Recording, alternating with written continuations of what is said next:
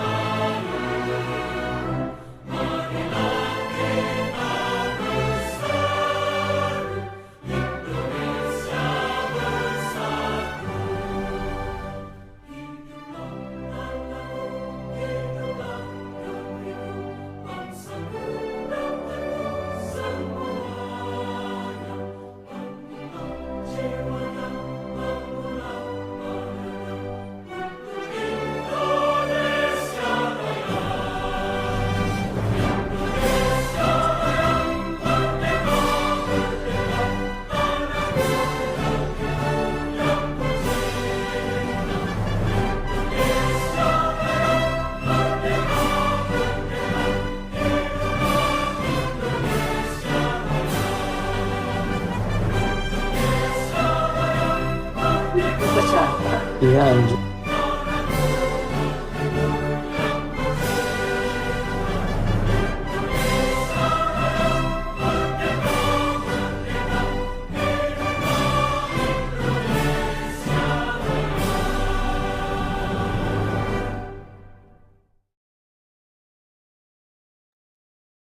Thank you for that uplifting national anthem, Indonesia Raya. So we will move for another agenda. And now we move on to our keynote speaker for today, and Mr. Inglera, the regional representative of the Global Peace Foundation Asia Pacific.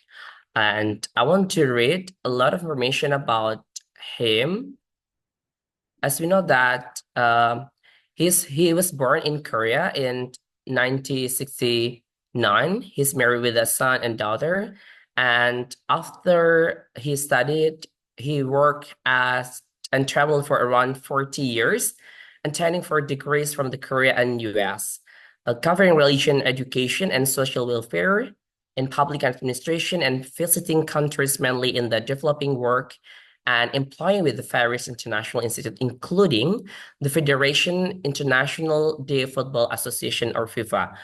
And also, he is a Asian Football Confederation and UN Food Agriculture Organization.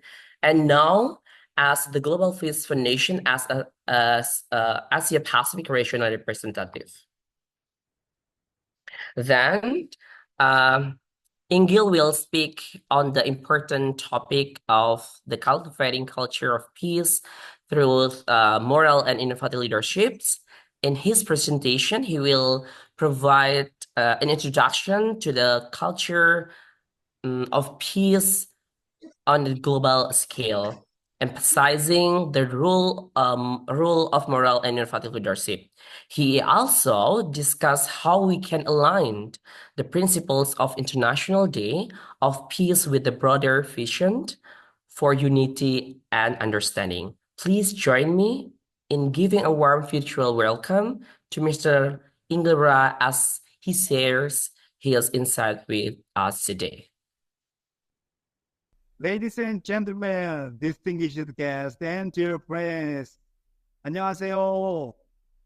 Thank you for being here today. It is both an honor and privilege to share with you a vision that has been guiding through of my life. This vision of peaceful world where humanity lives as one family under God is a dream I have nurtured and chased since I was very young. At a young age, Korea was still healing from the scars of war. Korean War, you heard about that, right? The Korean War had left our country slow development, struggling to rebuild both our infrastructure and our spirit. It was in this difficult environment that I began to dream, not just for myself, but for a world where the wounds of conflict could be healed through unity, compassion, and a shared purpose. I envisioned a world where every individual would take responsibility for the well-being of others, where we would see each other as members of one global family. The idea of being united as one family of the God is not just a concept. It is a living, breathing truth. Believe me, we all come from diverse backgrounds, different countries, and unique life experience. But at our core, we are connected. This is a spiritual richness that we must cultivate. The understanding that we are not separated by borders, but united by a common, driven, divine origin. Let me share with you the story of Korea's founding. Our ancestors 5,000 years ago built this nation, nowadays Korea, with a vision not only for their own prosperity, but for the benefit of all humanities. We call this spirit holy in God. This holy in God spirit, founding spirit, hold for a world where nations, families, and individuals work together, harmony, each contributing to a peaceful and just global society. This idea resonates with me deeply because it emphasizes that true greatness is found in service to others and in the pursuit of collective happiness. Isn't it amazing? We see this same vision reflected in the value of pure Panchashila, which I believe encapsulates the principles we need to create a peaceful world. The first principle is belief in one God, which calls us to acknowledge the deep spiritual connection that exists among all people. This is where peace begins in recognizing the divine dignity of each human being as an image of God. The second principle speaks of just and civilized humanity. This is a call for human dignity. Each person to be treated with fairness and respect as an image of God. When we understand that every person is sacred, we naturally work toward justice and civility, making the world a kinder, more compassionate. Third, unity in diversity. Another vital value reminds us that while we may come from different cultures, countryside, nations, and beliefs, we are all part of the same family. we share this vision, not just in our homes, but in our communities and nations.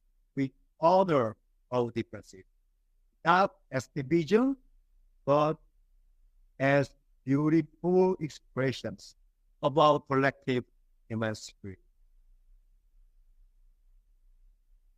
Fourth, democracy guided by inner wisdom is another critical principle.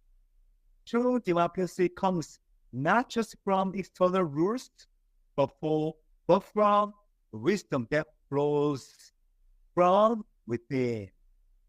This the inner voice that reminds us to live with integrity, fairness, empathy. When we listen to this wisdom, we create a society where everyone has a voice, where every individual matters. Finally, the principle of social justice is about transforming nation, our world, with unwavering commitment. The vision of one family on the top. This means we must ensure that every person, regardless of their background, has equal opportunities to thrive. It means fighting against injustice, inequality, and oppression, working tirelessly to uplift the most vulnerable. But where does this transforming begin? It begins with us. It begins with me.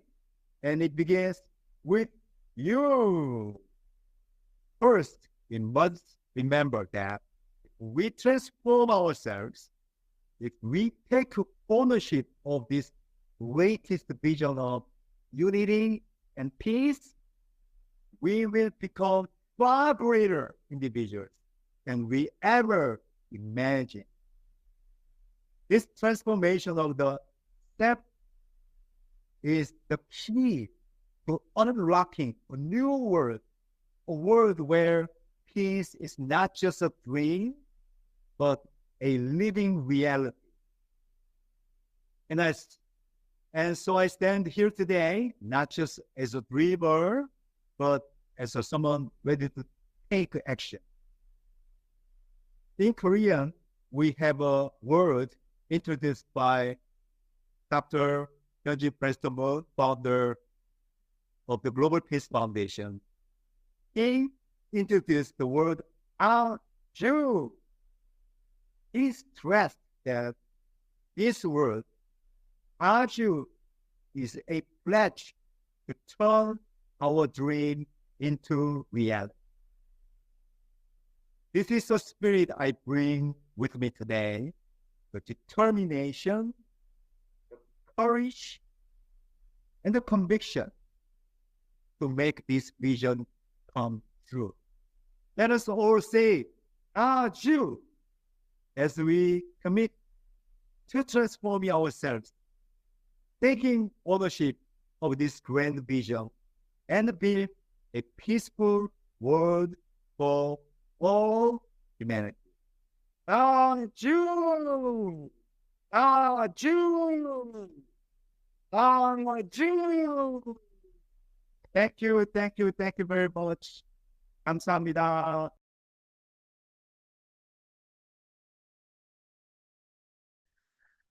Aju, okay. Thank you very much for Mr. Igilra for your insightful presentation on cultivating of culture of peace through moral and unified leadership. Your thought of the global perspective of peace and the importance of unity are truly inspiring.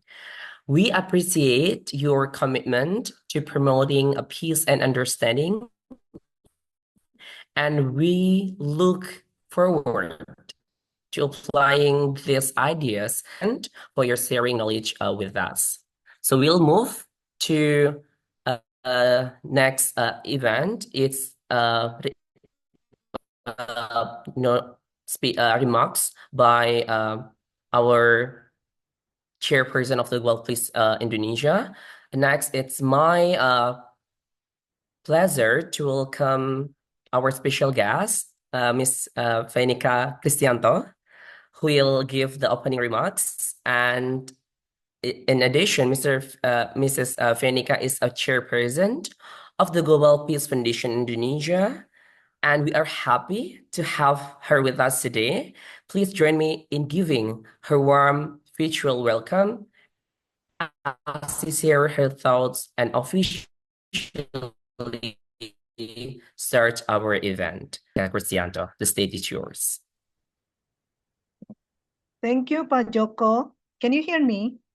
Yeah, sure, it's clear. Good. Yeah.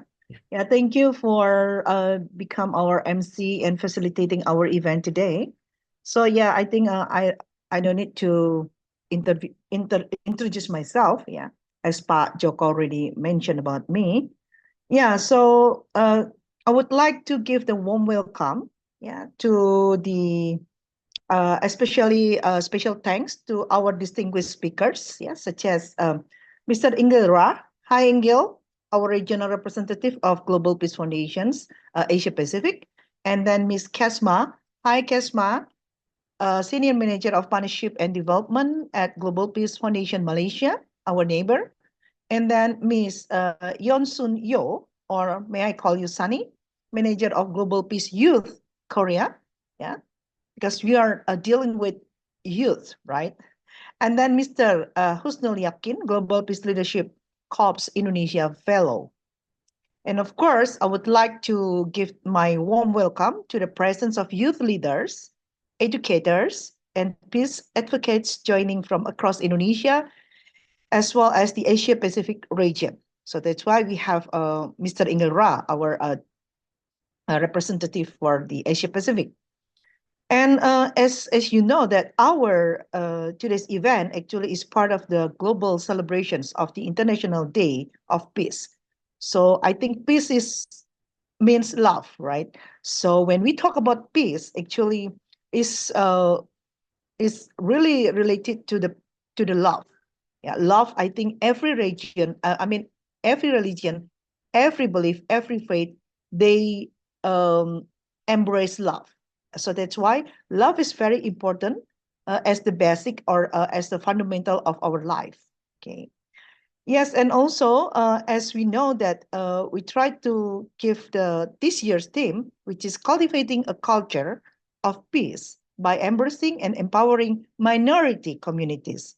And still, this is relevant in addressing global and local challenges, as we know that in every country they also have the minorities. So that's why being a minorities actually is not just measuring wealthiness or not, but actually being minorities and how to protect or empowering minority communities actually is how do we develop our relation with them.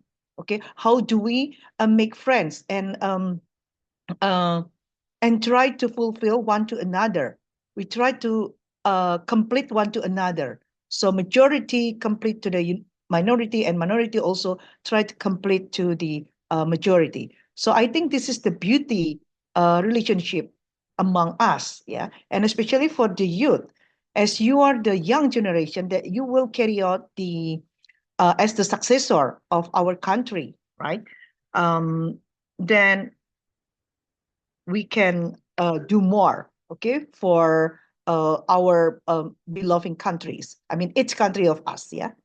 And then, of course, yes, I just want to know that Global Peace Foundation's mission, yeah, actually is the one and only. Our mission is fostering peace.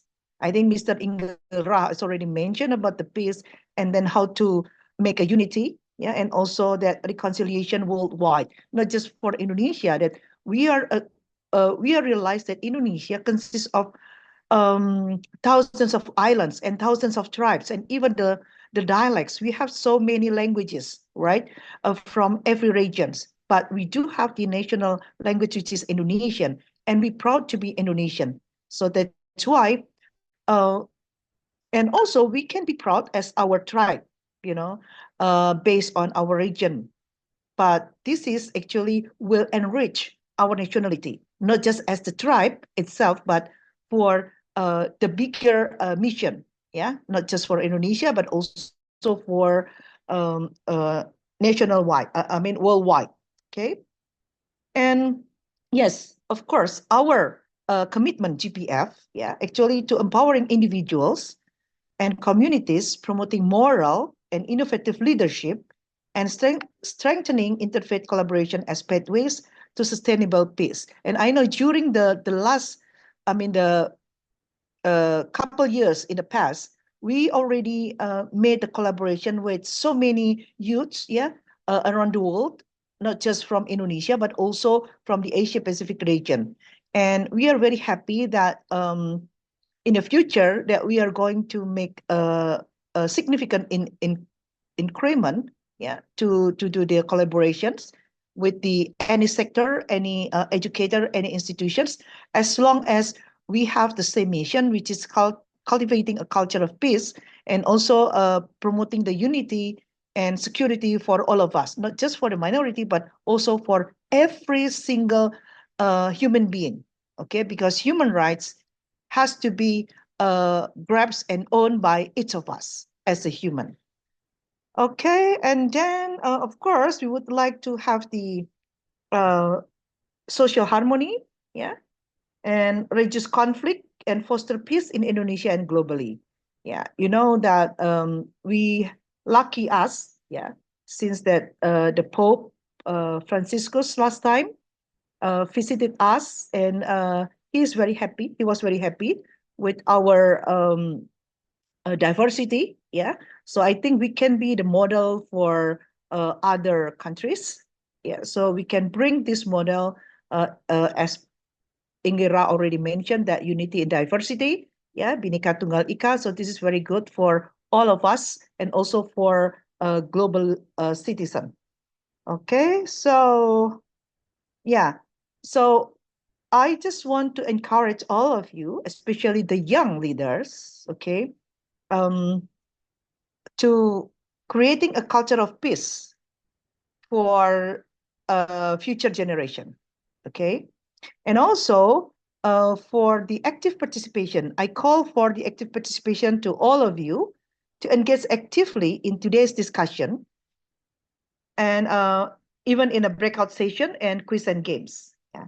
And then I would like you to take the responsibility, to take the ownership, as Mr. Ingira say, aju. Aju means that take the lead, take the ownership. It means that everything is belongs to you, not belongs to the institution. This is, you have to internalize, you know, the ownership uh, uh, mantra, yeah, for all of us. So we really own whatever that we share today, okay? Not just each of us, but also become the common ownership, okay? So you have to digest this as your own. So you are as the owner of these activities, okay? So that's why, yes, uh, I, I hope that every one of us, every one of you, as the actively participants, can contribute to the dialogue in shaping collectively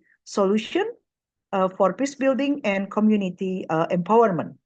And also, I appreciate and thank you and recognize to your hard work of the Global Peace Foundation Indonesia team and collaborators to making this event possible.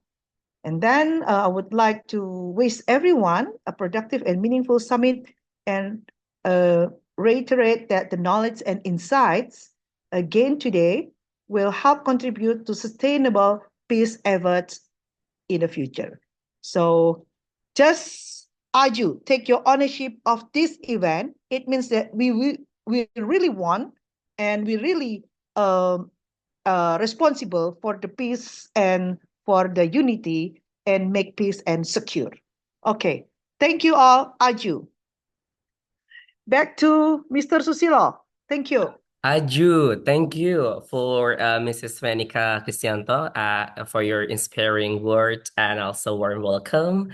And we appreciate your insight and your commitment to the promoting peace and understanding in our community. Your presence here today adds a great value to our event, and we are grateful for your support. Thank you again. Yeah. Okay. Thank you. You're welcome.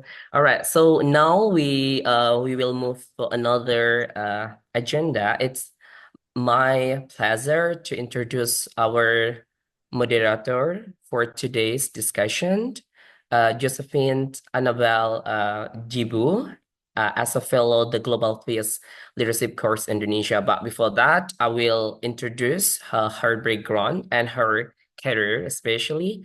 And I'm really excited to announce her education background because Josie is a highly motivated law student, considering in international law at President University, Indonesia, and her strong background in public speaking. And also, Josie has excellent in various competitive forums, and also as a moderator for international discussion. And without further ado, I think I will deliver to Josie to facilitate our discussion today, and she will facilitate our session, guiding the discussion and engaging with our speakers and participants. And please join me in giving a warm virtual welcome to Josie she takes over as our moderator for the reminding of the event. The stage is yours. Okay, thank you so much, Casila. So is my voice clear to everyone here?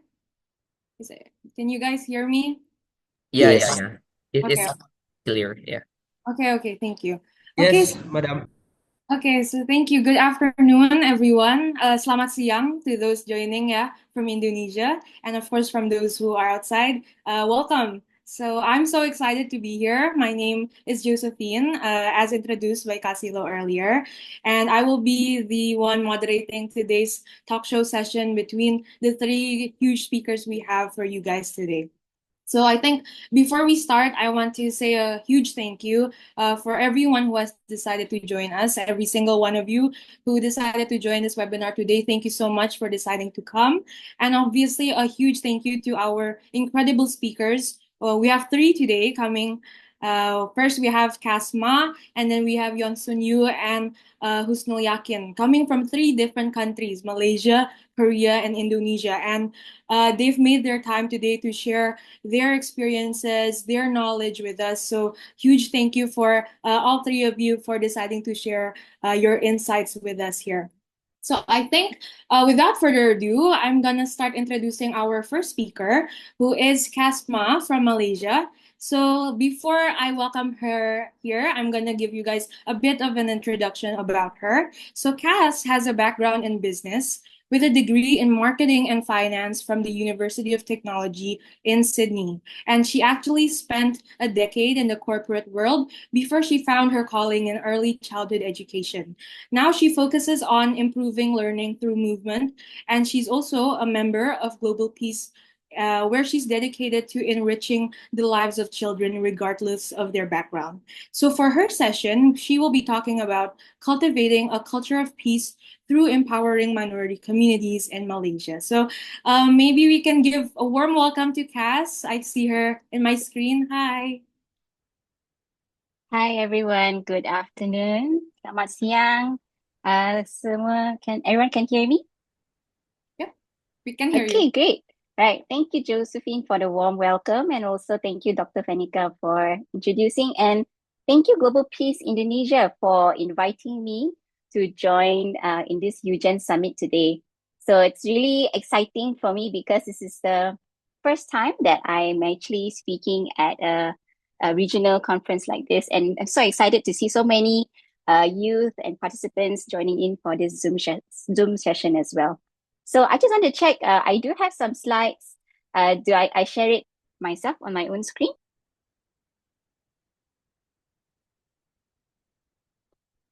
Okay, I'll Maybe, just share. yeah, maybe the facilitator can help in this. Uh,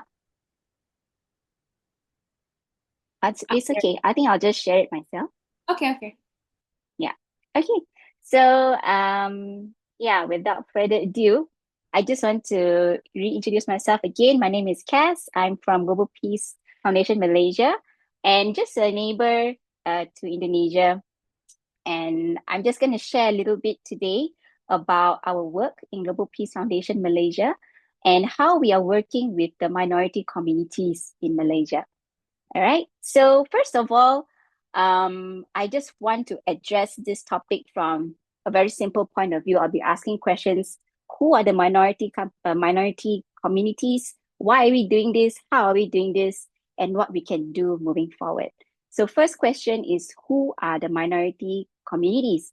So according to the UN, the definition from UN, minority is a group numerically inferior to the rest of the population. So they're smaller than the rest of the population. And I think, like Dr. Fanika mentioned just now, not just from a monetary point of view, but also they can be different or smaller number in terms of their religious beliefs, linguistic, or even ethnic characteristics. Yeah. So they are different in that sense compared to the rest of the population. And they show a sense of solidarity towards preserving their culture, traditions, religion, or language. So in Malaysia, we do have minority communities like this, and I'm sure it's the same in Korea and Indonesia as well. And just to share a little bit, for Malaysia's population of 33 million, majority is of course the Malay ethnic group, followed by Chinese, which I'm Chinese, and Indian. And there are the smaller ethnic groups such as Orang Asli, Iban, and Kadazan Dusun, who reside in both the Peninsula and also in East Malaysia as well. So for Global Peace Foundation Malaysia, we actually work with the Orang Asli group here. So it's a small group here on the left. Out of this 33 million, they only consist of 210,000. So that's 0.7% of the total Malaysia population. So they are like a real minority. They are really, really small. And they are mostly populated in the Perak and Pahang states of Malaysia. 50% of them categorized as poor and 90% living in extreme poverty. And only 51% of them have literacy skills. And there are also reported high rates of malnutrition and growth stunting among these children. So we seeing these communities facing all sorts of challenges. This comes up with the question like, why is empowering minority communities actually critical in creating lasting peace? So I stumbled upon this quote from Mahatma Gandhi, who says that the greatness of humanity is not in being human, but it's actually in being humane to your fellow human beings, being humane to your other, fellow people around you, and empowering the vulnerable creates a foundation of lasting peace. So empowering, what he's saying, I think, is empowering the minority creates a sense of community and togetherness, and only with this can there be a sustainable form of peace. Yeah. So some of the key challenges that we have seen in the underserved Orang Asli communities that we work with in Malaysia, there are 6 key challenges, and they are really diverse in the ranges from basic needs all the way to access to education and even livelihood. So first of all, these communities who stay in the smaller villages, they don't have clean water access. They have scarcity of clean water, and they do not have a proper place for defecation. And this, of course, leads to poor hygiene. And even in the living conditions that they have, there's no grid electricity. So a lot of them are still living in the dark, having unsustainable means to get electricity. Their livelihood and income are also very unstable and challenging. And the children that they live in the community, they have high rates of illiteracy and also dropouts. So typically, the children who are going to school, they would normally drop out at secondary school. So they would not actually usually complete their education, and this kind of creates a cycle of poverty in the end. Yeah, they cannot get out of that cycle. And lastly, there's also the challenge of food insecurity and malnutrition. So why are these minorities key players in peace building? Actually, this is our theme for today. From what I see, these minority communities, although they are small, but they do play a big role in bringing everybody together, bringing the other races and other ethnic groups together to build cultural harmony. There are a lot of orang asli identities, like in their folklores, in their dance, in their singing, which is actually essential for us to still keep and remember, so that we have a sense of identity of where we came from and who we are as Malaysians, because they are actually the original people of Malaysia. So orang asli, I think it's kind of maybe similar in Bahasa Indonesia, is like original people or orang asal. So they are really crucial for us to have this sense of diversity in our Malaysian population, so that the story is rich. I mean, even Malaysia's motto is actually unity in diversity. So this identity of multiculturalism is really important for us to hold on to. Secondly, is they are crucial in preventing marginalization. So having the other communities to protect these minority groups, ensure that no one is actually left behind. Yeah. So in when we do talks about teamwork, or whether you're in school or whether you're at work, there's always some people who are different, or some people who think differently or have different thoughts, or do work slower, or do work faster. But everyone, this doesn't mean that they are bad or good, but it's a sense of embracing everybody's differences, and not marginalizing them aside. Yeah, so it's embracing their differences together and making sure everybody has an open mind to embrace each other. And lastly, in addressing inequalities, the minority communities also definitely, I feel, play a big role in making sure that our support given to everyone is focused on equity, not on equality. Equality actually means like giving the same thing to everyone, but this does not help if everyone is coming from different backgrounds. So having that sense of equity for everyone, making sure that people get what they need for them to get ahead where they are. So they are really important for us to have this sense and make sure that everyone is gets what they need lah. Yeah. So yeah, so first we covered who are the minority communities, and then after that we covered why are minority communities crucial in ensuring social peace, and now we go into how. So how does empowerment of minority communities actually lead to social peace? I would like to share this framework. So this framework is actually our Global Peace Foundation Malaysia's program framework, how we design our programs. So it is a pyramid form, and it's kind of similar to the Maslow hierarchy of needs, if some of you are familiar with it. So for the communities that we work with, when we go in, we first look at their different level of needs. So their very first level of needs, which is the most biggest chunk, is usually their basic needs. Do they have access to clean water? Do they have access to electricity? Do they have a proper place for themselves to keep clean, to keep hygienic? And do they have food in their houses? Is their homes safe? So only when these basic needs are fulfilled, only when these basic needs are fulfilled can the villagers or the communities feel safe and feel that they can move forward in the community.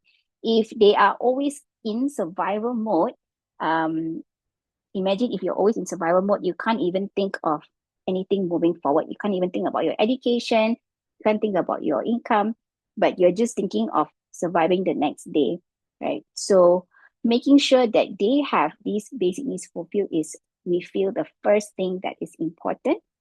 Second thing, once they have these basic needs fulfilled, is to look at the access to education as well as livelihood opportunities within the community itself.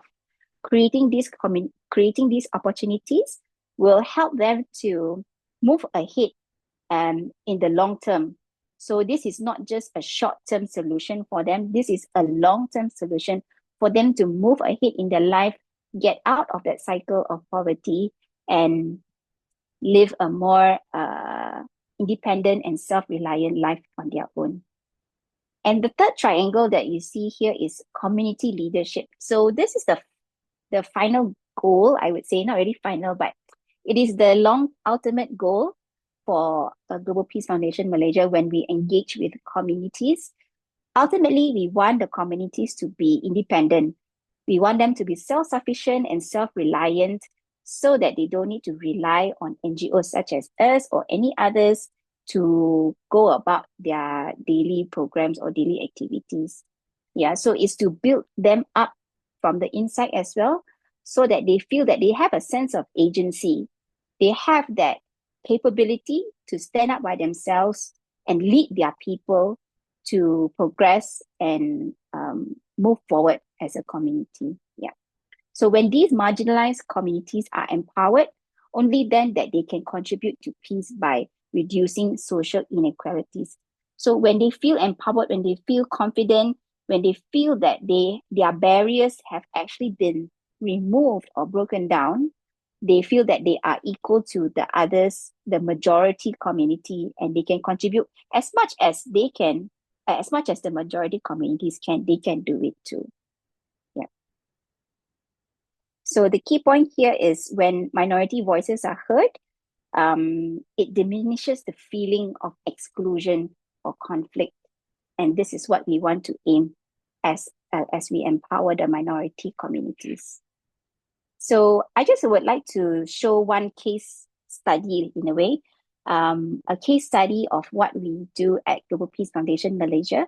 One of the key challenges that we tackle in the Orang Asli communities in Malaysia is food insecurity and malnutrition. So as I mentioned just now, one of the key challenge was them having malnutrition and lack of food in their daily diet. And the problem that we saw was that they did not know how to do farming, their land was not fertile, and they didn't have enough money. So what we proposed to them was regenerative farming, which does not use any fertilizer or any chemicals, actually does not use any chemical or pesticide. So it is cheaper and a more sustainable way for them to farm, and it's also healthier. So initially they were very skeptical. They felt like, saya tak tahu lah, I don't know how to do this. Saya nggak bisa. Like, okay lah, they don't speak Indonesian, but they were just very skeptical about how they could achieve this because all they knew was to use pesticide. But when we started to train them more about this, they started to really try it out. And their farm really flourished. You see, from the left to the right, their farms were growing so well, from bare lands to green, flourishing forest farms. And their sense of confidence really grew from here. So this is what we mean by community empowerment. And they harvested so many different vegetables, from corn to yam, to banana, to lemongrass. And not only did they harvest things from their farm, but they harvested confidence from the inside. The next level was grown where they actually formed Orang Asli Farmers Network. And this community was formed where they democratically elected some of their own Orang Asli farmers to have a committee for them to organize themselves and organize their own training sessions, their own trips to other farm plots, and even to teach farmers from other tribes how to do regenerative farming. So this is really, we feel, a monumental milestone that we achieved as part of empowering the minority community, to see them grow right through these 2 or 3 years, to see them grow up to this stage, up to them leading their own communities and making the initiative to conduct their own programs, to teach other farmers. It's really something that really drives us to do more. Yeah. So what can we do to empower minority communities, like as what can you do? So we feel that our role is, at the beginning, of course, is to listen. Secondly is to support, and thirdly is to empower. So listening, it's not just listening just for the sake of it, but really listening to what their voices are really saying, paying attention to their stories and perspectives without any preconceived notions or bias. A lot of times these minority communities just want to have somebody to listen to their stories, because a lot of them don't feel they feel like they are invisible. So having somebody to listen to their stories, making them feel seen, it's already one of a very big contribution already to them. Secondly is to support. So the next step is, of course, to advocate for them, to whether share their stories, create campaigns for them, in order for them to improve in whatever challenges that they're facing. This would be the next level, I think, in terms of supporting minority community empowerment. And the last one is empowering the community themselves.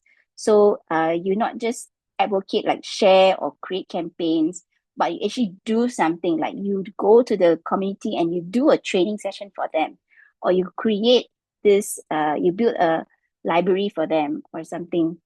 So this will empower the communities, because it removes the barrier of education, removes the barrier of distance or remote learning, and gives them the power to gain skills for them to improve in their life. Yeah.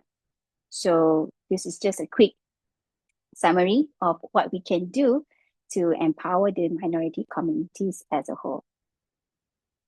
Yeah, so that's all for my sharing today. Thank you very much.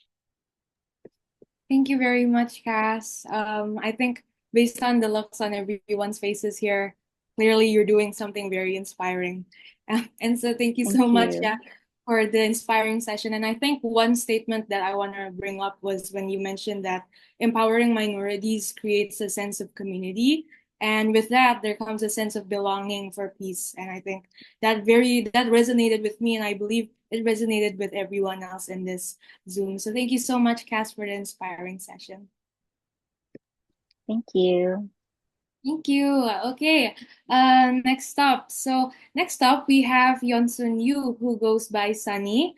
I maybe after this we can bring her up to the screen, but I'm gonna give you a quick introduction to who Sunny is. So Sunny has been a part of Global Peace Foundation since 2014, where she plays an important role in youth engagement. And currently she works with GPF Korea, and she leads the GPY Korea team, focusing on fostering peace and empowering young people.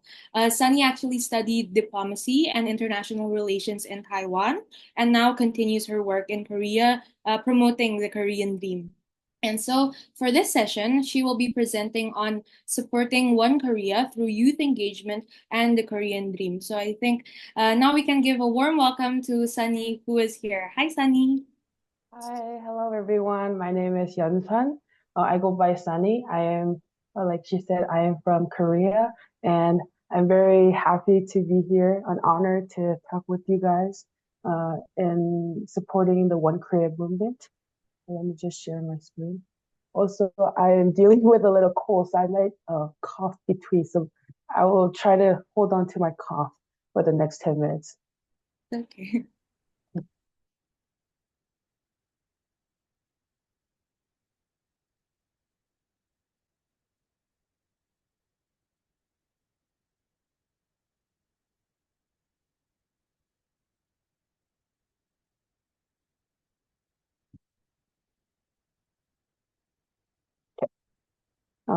So hello everyone. Again, my name is Sunny. I am the manager for GPY Korea, and I also am the manager for the social media content creating. And today, I'd like to go over three main points. First is the overview of One Korea, and second is the youth engagement as the driving force. Specifically, I would like to talk about the Korean Dream Crew, which is a group that we are holding right now in Korea, which I'm sure you guys are very interested about. Lastly, the impact of youth engagement on One Korea global movement. Also, earlier, Mr. Ra explained about what Korean Dream is.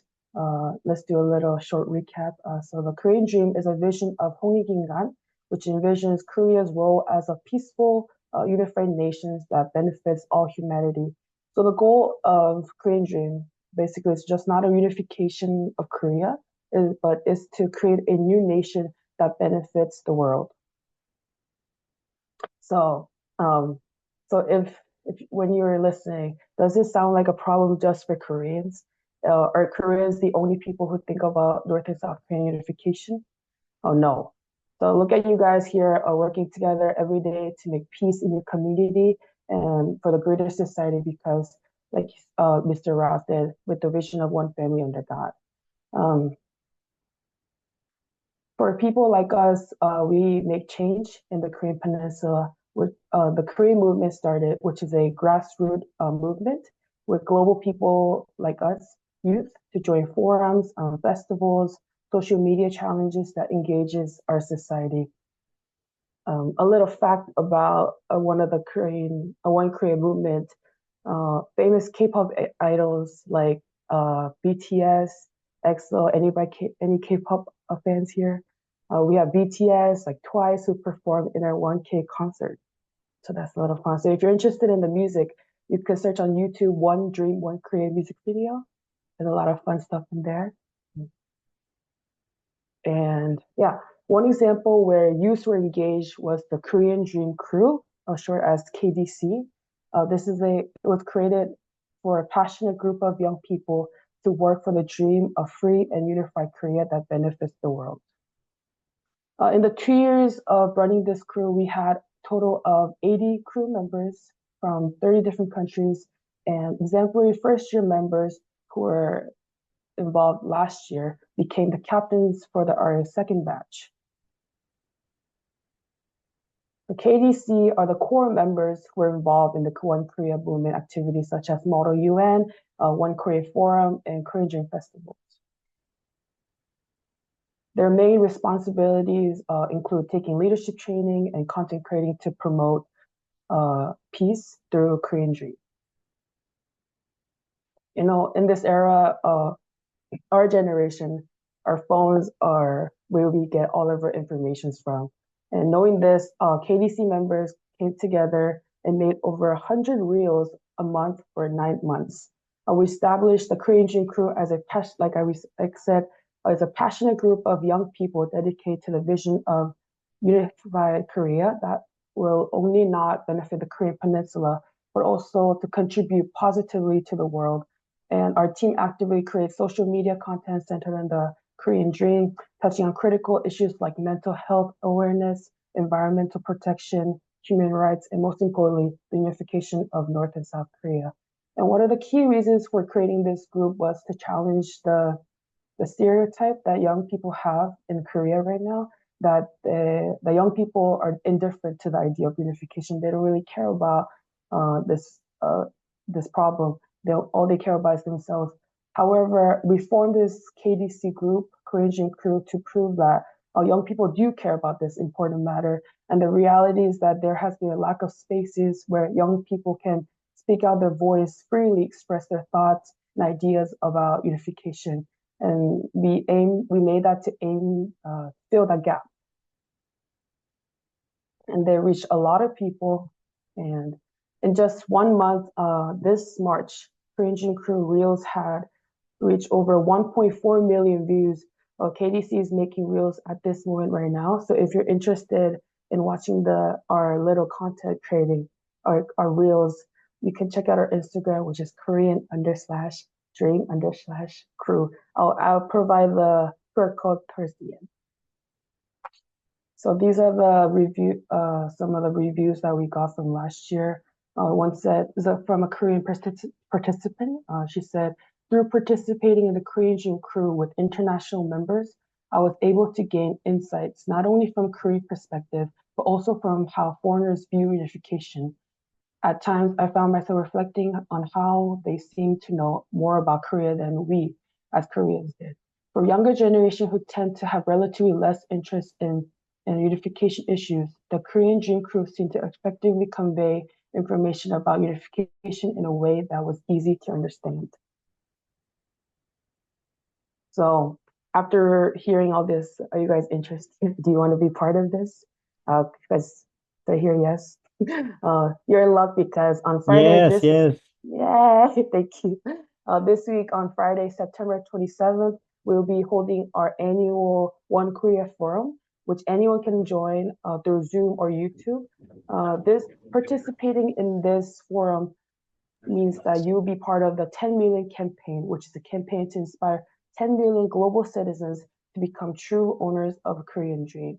To join, I will leave a QR code towards the to our Instagram. You can get our link and register. And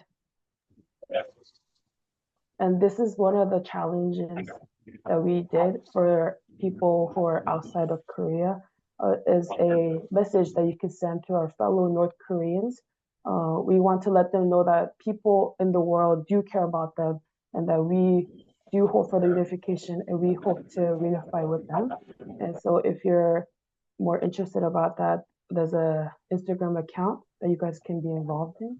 And also, and after the forum, we'll be doing a march to DMZ, which will be going to DMZ.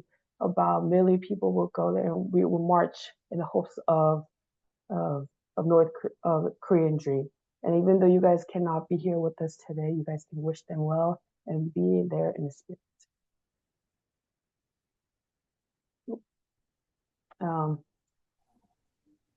Yeah, one of the reasons why I want to be involved in this Korean dream is that the vision was so great. The Korean dream is just not just about the hope for the unification of divided nation, but a vision for a future where peace, of freedom, and harmony can prevail.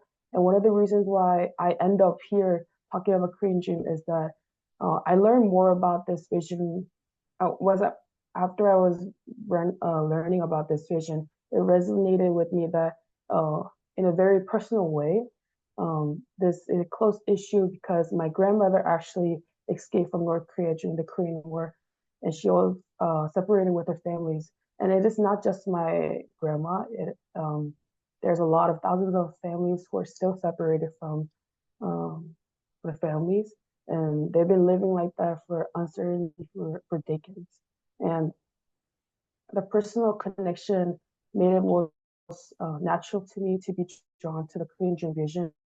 Was that when I came across the Korean Dream Crew, it clicked for me that here a group of young and passionate people raising awareness about unification, these important human stories, and while connecting in broader issues like mental health, human rights, and environment. And I believe that it is our duty and our responsibility as youth, as young people, take ownership of this vision, and we have the power to shape future and then step up to build a peaceful, unified nation. With these great movements, I was able to start a journey, and I am very proud of. And I hope that today you'll be inspired to connect with this vision of one family under God and the Korean dream, and taking the ownership of this vision and help create the peaceful future we all deserve. Our generation is not, we cannot wait for the world to change and sit down. We need to step up and change ourselves. Each of you has the potential to have a difference, to challenge and be part of something greater than yourself. Korean, like I said many times, Korean dream is it's not just an idea, it's the movement and that we are in our heart. Together we are stronger, together we create a future that is unified, free, and full of possibilities. Here, as you can see the slide, our founder, Dr. Hyunjin Moon, he quoted, "How you think and perceive determines your reality." I chose this quote as a conclusion because if we youth, young people can come together, think and perceive that we can make a peaceful, unified Korea through the Korean dream. Um, with the vision of one family under God, we can make this into reality. I'd like to ask everyone here today to join me to be part of this Korean dream movement. Thank you. Terima kasih. 감사합니다. Thank you, Sunny. Kamsahamnida for your session. I think clearly, again, everyone here is inspired, and it's very good to hear that even the young people in Korea are passionate about this dream. And I think us Indonesians and even everyone here in this world globally, we're also passionate and sharing the same dream. So there's no separation between us, even if we're miles apart. So I think that's very inspiring. And definitely, I think everyone here is interested in joining the 10 million campaign. I am. So I think everyone here is too. And so thank you so much, Sunny, for your session. And yeah, 감사합니다. Thank you. 감사합니다. Thank you. Okay, so thank you for Sunny and Cass for these two sessions. We're moving on to the last session of the day, which is from Husnul Yakin. He comes from Aceh, Indonesia. Jadi orang Indonesia akhirnya. And he is a fellow of the Global Peace Leadership Corps. And he is dedicated to promoting peace, particularly through education. So actually, Husnul is currently undergoing his master's degree at Universitas Pendidikan Indonesia in Bandung on a fully funded scholarship, you guys. So not only is he studying right now, he's also still active in promoting peace through his work in youth engagement and peace building. And for his session, Husno will be speaking on promoting peace through education and youth involvement in Indonesia. And so Husno is already here. Hi, Kak. Hi, I think you're still muted, Deka.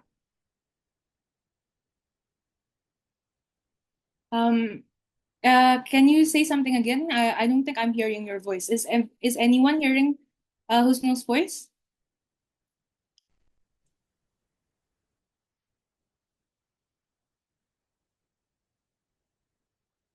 Okay. I think there's can anyone else hear his voice, or is it just the problem is on my end?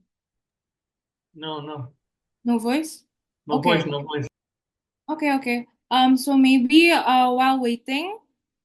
Okay, so right now we'll just wait for Husnul to fix his technical problems. Is it audible? No. Oh yeah, now I can hear your voice. Okay. Right. Thank you. Okay, Kat. So the floor is all yours. Okay, thank you, Miss Josephine. Yeah, she's my friend, she's my buddy. Okay, everyone, how are you? I Great. hope you're all doing great today. Yeah, I Great. recognize some of you, and Amazing. I'm super delighted to see you all here. Yeah, this is the chance for me to see you all. And yeah, let me share the screen. So everyone, as we are going to talk a bit about Aceh, right? So I guess every one of you has already known about Aceh. So just let me know through the comment below. I want you to write down through the chat box, everyone. What do you actually know about Aceh? Please feel free to give your comments, to give your something unique about Aceh or something you interested in or issues, whatever. Just let me know, everyone. What do you know? I want to read the comments from the chat box. Okay, Saman Dance. I have no idea about Aceh. Islamic law. Right. Tsunami. Mi Aceh, mashallah. Right. Okay, just feel free to share everything you know. Oh, probably you know about sambal ganja, even the sambal ganja is not originally made by ganja, okay? It's just a name, everyone. Okay, Pon. All right. Religious. Okay, thank you, everyone. Just feel free to comments. Okay. So yeah, okay.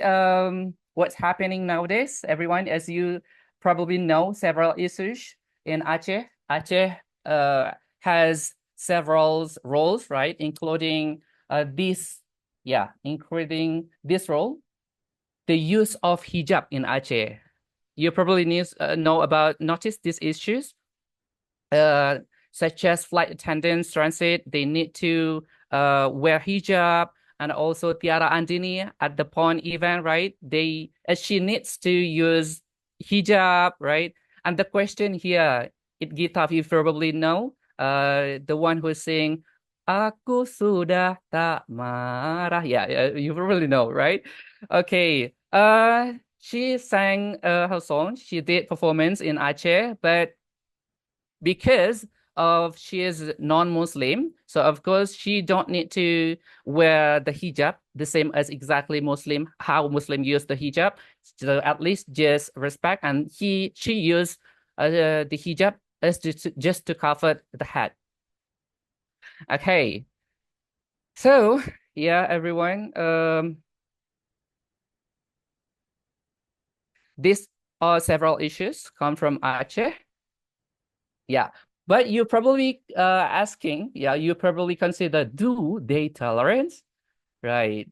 So I can say that Aceh is actually a province who provides tolerance. So there's actually a tolerance. Why? You can see here that the Aceh has several worship places, right? So, several worship buildings, such as Palani Antawer Temple and West Indonesia Protestant Church, Viraha Dharma. This is particularly exists in Banda Aceh, if you recognize Banda Aceh, Baitur Rahman Mas, Paroki, and many others.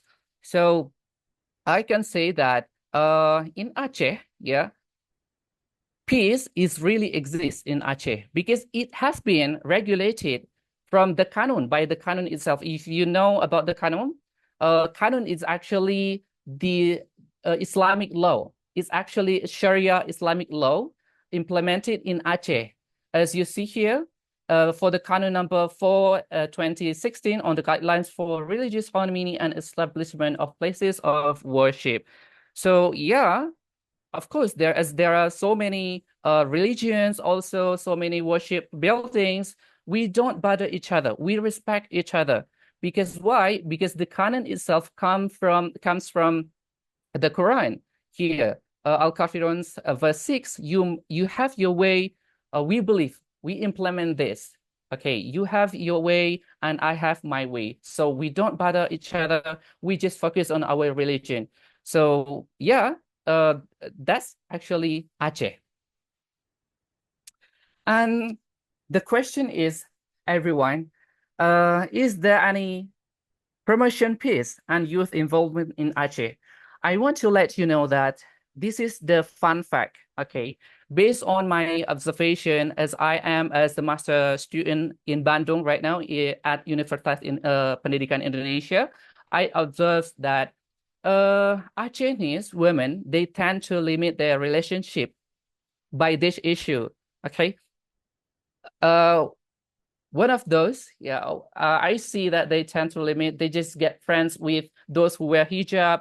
This is kind of a big problem. Why? Because a generation nowadays, they need to have a collaboration. They need to collaborate each other. They need to have a respect each other, right? In fact, for those particularly who want to continue the study abroad, of course, they will get so many culture shocks over there. So of course, I think, yeah, this is a chance for us as a young generation to educate them, to prepare the future generation for peace action, for peace character.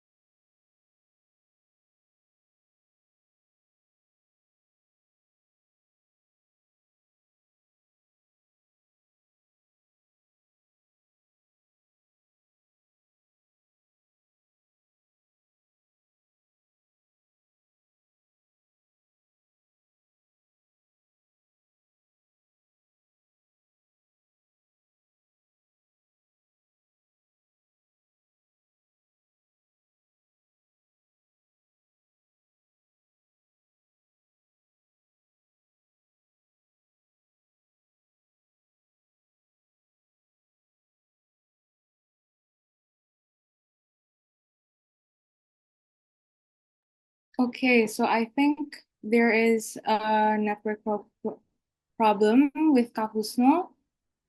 Okay, so maybe while waiting, let's just take a quick check on how you guys are doing. How are you guys doing so far? With the two speakers and with Kahusno so far. I think we're still waiting for him. So is all of you still active and still listening? Should we just take a quick check-in on how you guys are feeling in the chat box? Or maybe you want to share something with me? I'm Okay, coming. sorry, who is that? Is that you, Kahusno? Yeah. Oh, okay. Okay, Ka. Yeah. Are you Sorry for the oh, internet problem. okay, are you all good now? Yes. I'm ready Okay. to restart. Okay, so the time and place is yours, Ka. Thank you. You're most welcome.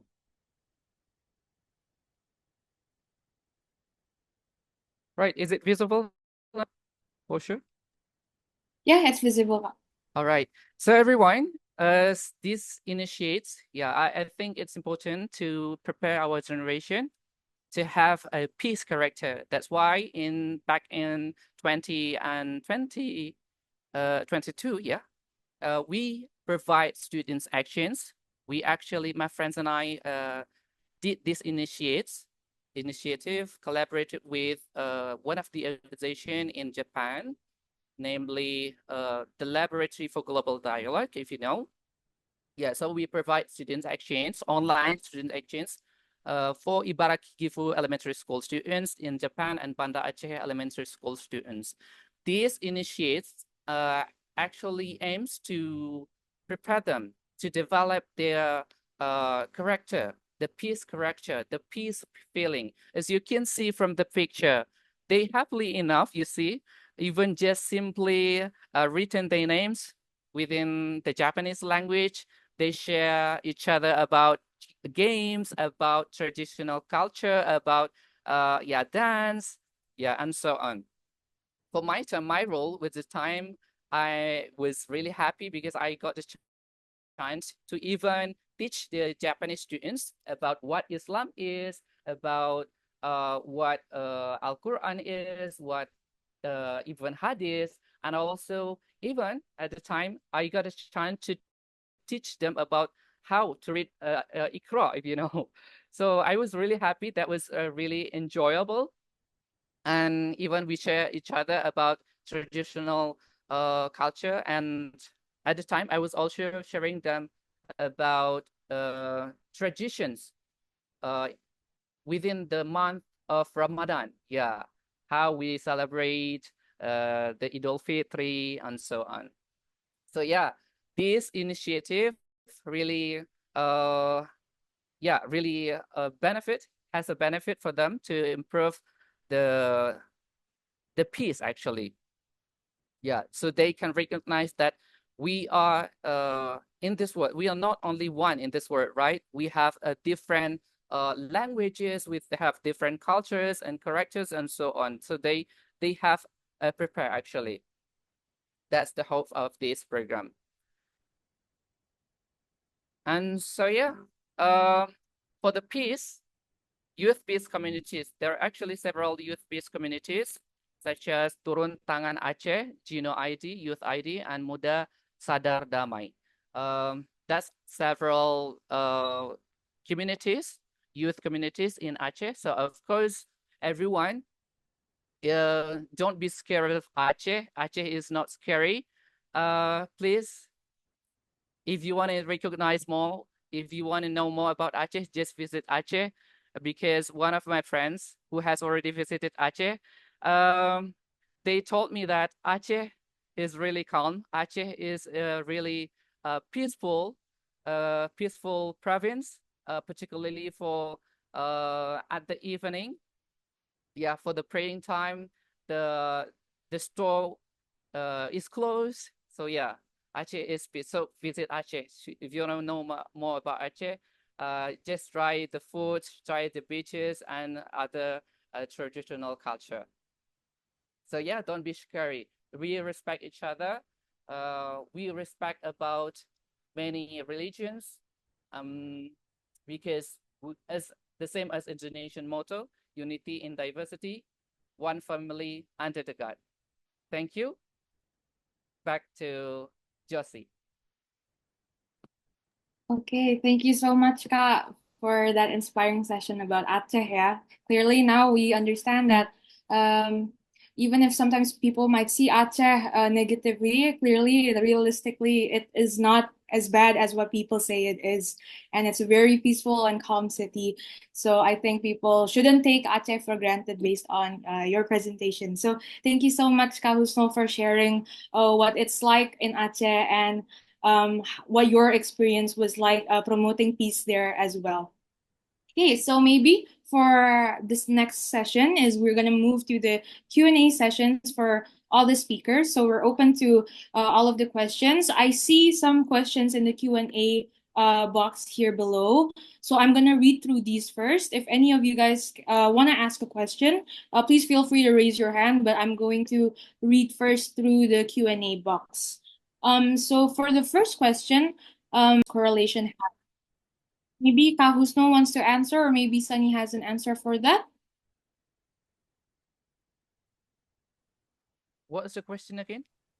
The question is there a correlation between high rates of illiteracy and the likelihood of dropping out from school? If so, how big is the influence and does this correlation have?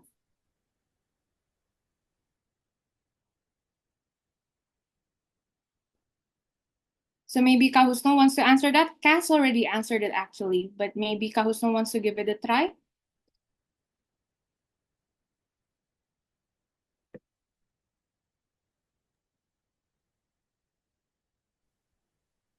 Sorry, Ka, we can't hear your voice, Ka.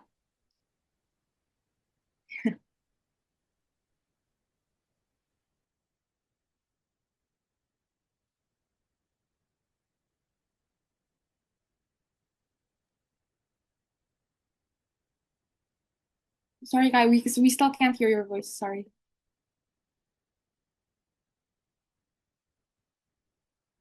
Okay, so maybe while waiting for Ka Husno to fix your technical problems, I'll just move to the next question, okay, Ka? So you can figure out the response. So maybe for the next question, we have from Hayatun Najira from Kalimantan. She asks how to join or be a part of GPY Korea. So I think this is for Sunny. Maybe Sunny could answer for this question. So thank you for the question.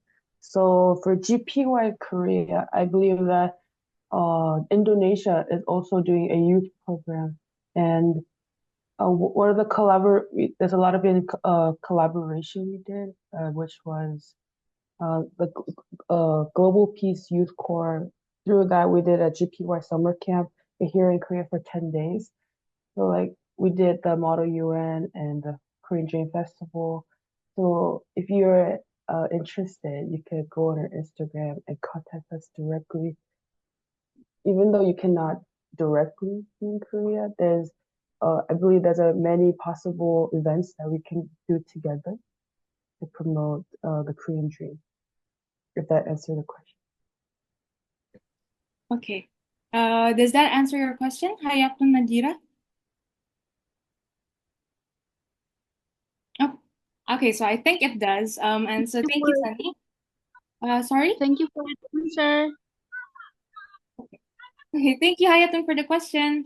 Okay, so for the next question, maybe we'll move to the raise hand section first, and then we'll move to Wira. Maybe from Ka Abdi Imansha, you can turn on your mic and ask your question. Hi. Okay. Hi everyone. Good afternoon. Hi, Mr. Ingil. Maybe is still here. Mr. Ingil is still here. If Mr. Ingil is still here, nice seeing you again. No. I hope you're always in a good condition. Okay. First of all, I wanna thank the Master of Ceremony for giving me the opportunity to deliver the question. Allow me to introduce myself. My name is Abdi Masya Putra. I'm from Law Faculty of Muhammadiyah, Tangerang University. Talk about peace. We all know that peace is often defined as a state of tranquility or quiet, but it encompasses much more.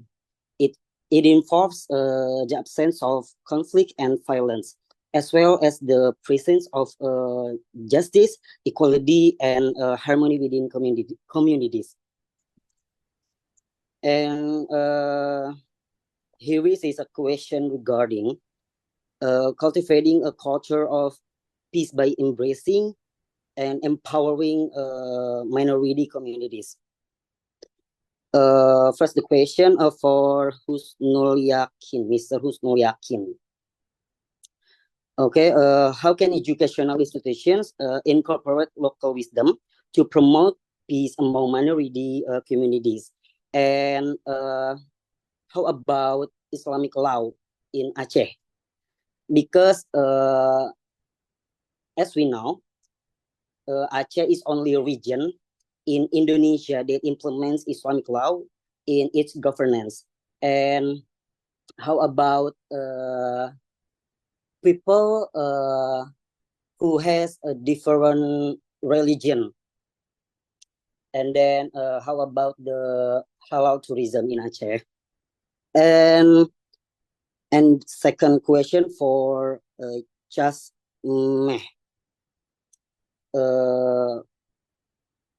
what strategies can be implemented to ensure meaningful participation of minority communities in peace processes in Malaysia?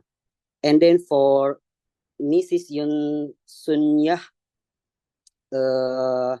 what role do local cultural practices play in conflict resolution within diverse societies in Korea? Thank you. Okay, thank you, Kak Abdi, for your questions. So maybe we can move on to the answers. So maybe Kak Gusto wants to go first for answering the question. Okay, for sure.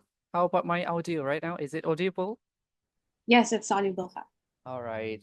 So thank you, Kak Abdi. Thank you for the great question. It's wonderful to hearing your question. Yeah. Yeah, interesting. So everyone, I want to let you know that Aceh is one of the region who has special autonomy, right? If you know, there are three special autonomy in this Indonesia, such as Aceh, Papua, and DKI Jakarta. So we have three special autonomy region in Indonesia. And as one of the special autonomy region in Indonesia, Aceh provides the Islamic rules, of course. So here is one of the rule, like the use of hijab. Probably you ask a question, how about the non-Muslim if they want to visit Aceh, right? Do they need to wear hijab? Of course, they don't. They don't need to wear hijab because they are non-Muslim. They don't need to follow the rules.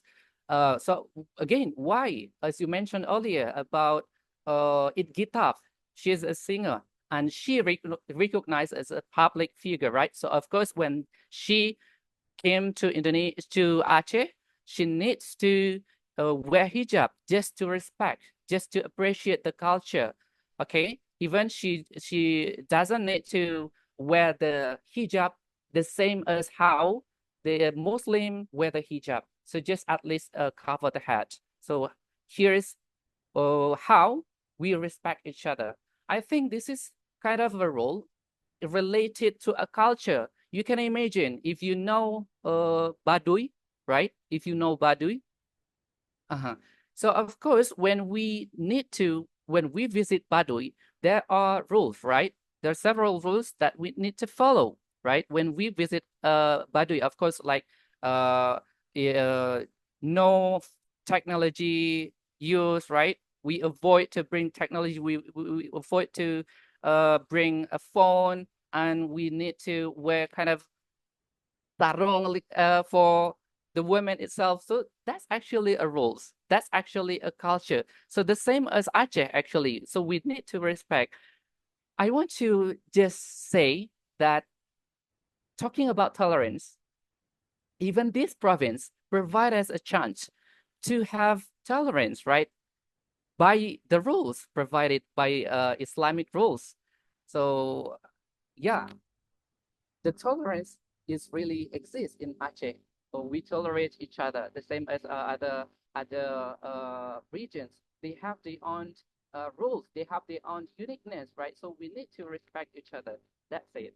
So again, for the Islamic, for the place of worship, the soul still exists.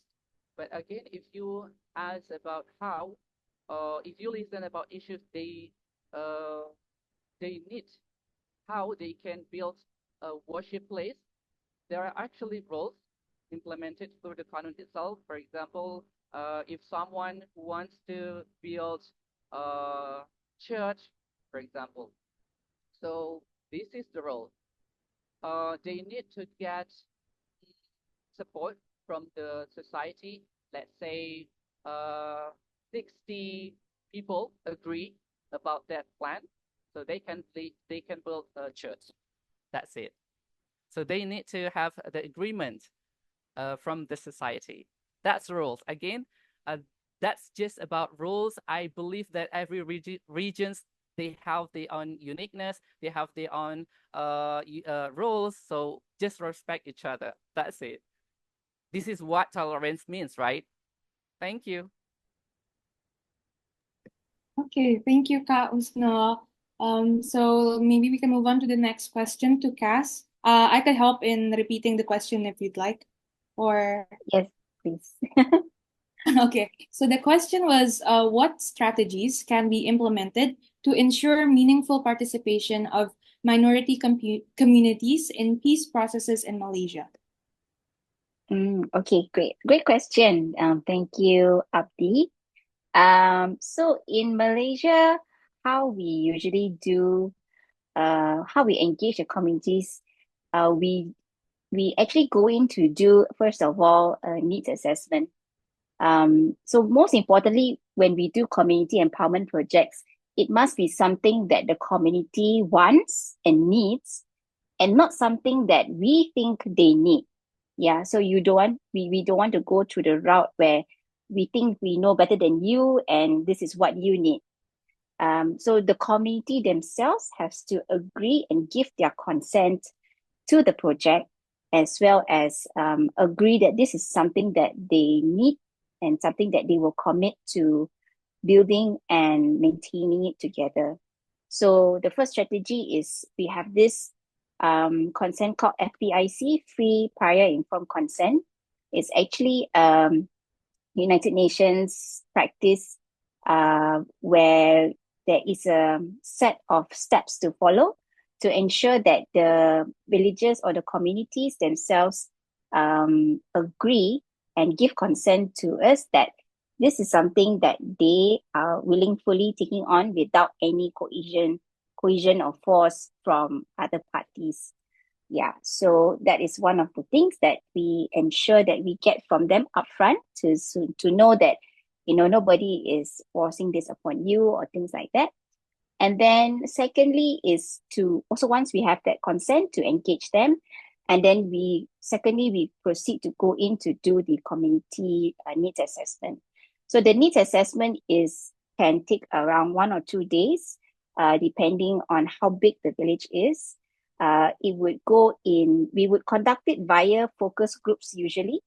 And if the community is illiterate, they cannot read or write, then we would show visuals. We would give visuals to them to see what are their typical needs. So pictures of water or pictures of light, and we ask them to vote. Yeah. So for minority communities, especially, sometimes there might be one voice who is louder than the rest, and the other villagers would not be able to give their say. So to ensure everybody has a fair share of giving their voice or raising their voice, we give each of them a pebble or a stone, and we ask everybody to vote for something that they need, for a project that they need, or for a certain thing that they are replying to. So this strategy we feel is fair and also gives everybody doesn't give everybody the feeling of being shy or scared to speak out. They just go and they vote and then they go back to their seat. Yeah. So that ensures everybody has a fair say in what the community will take on moving forward. And then the third strategy that we take is also to make sure that there is community support. So when we go in, we typically will also create a committee. So if there is no committee existing in that particular village, we would suggest for them to vote for committees, to have a chairperson, a treasury, or secretary, a very simple committee made up of 3 or 4 people. And they will be the ones who kind of not say lead the project, but they are the key persons who we liaise with to gather the community. Yeah. So the community themselves must do the work as well. It's not just the NGOs or the funders doing all the work, giving them everything, like giving them a handout.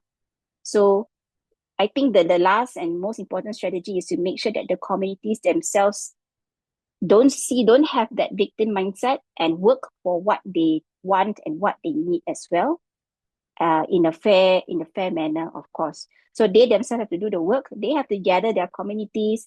They have to make sure everybody comes for the meetings and commit to the project and make sure that they show their effort in wanting to do this project together with us, not just us giving you and then you take it home and that's it. Yeah. So those are the 3 things that I feel is important. Hope it's helpful. Thank you. Thank you, Cass. Thank you. Hopefully that helps, yeah, Ka Abdi. And for the final question for Sunny. So for the question earlier, he asked, what role do local cultural practices play in conflict resolution within diverse societies?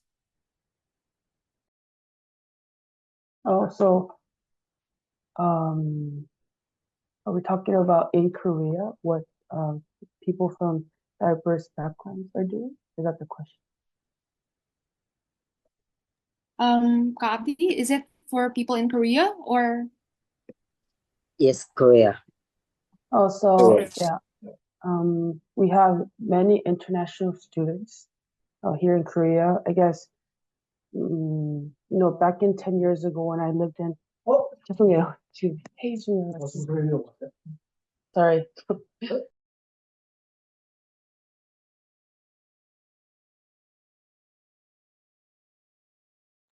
Sorry.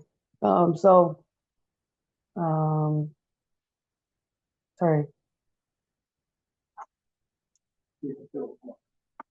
Sorry. Okay, so if I can continue, what I say is, back when I was in Korea a long time ago, I grew up in a state. I grew up in America where a long time ago people didn't know what Korea is. They don't know what K-pop was. But now I feel like the Hallyu, the K-pop industry, the K-drama has grown so much. So naturally, a lot of international people came to Korea to learn the Korean language. And that's why we created a Korean crew. Korean crew, we have over half and half, so 50 Koreans or 50 international students. And that's where we did a lot of activities relating to Korean Dream.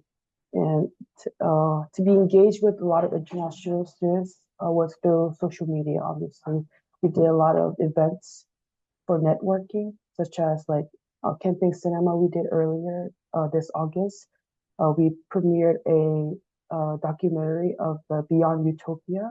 If you're interested, it's a documentary of an actual North Korean and a pastor from Korea. He's helping these families escape to South Korea. So, holding many networking events was one of the ways we were engaged with different people. Okay, thank you, Sunny, for the answer. Hopefully, these answers are satisfying ya to Ka Abdi. Okay, thank you, Ka. Okay, so for the next question, we're gonna just have 2 more questions. Maybe we can answer Pak Denny's question first, and then we can move on to Wira from Jakarta for the final question. Maybe Pak Denny, you can go first.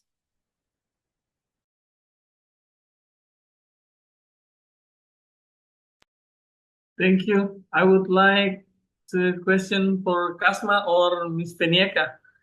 How to change the perspective of the minorities themselves, considering their traditions and culture, which have been very strong and have been carried out from generation to generation.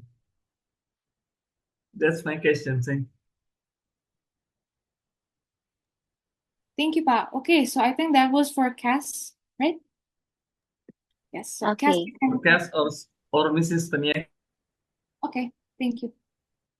Yeah, okay, I'll answer it first. I think your question, just to refresh again, it's how do you change the mindset of minority communities if they have traditions that have been passed on for many generations? Yes. Okay.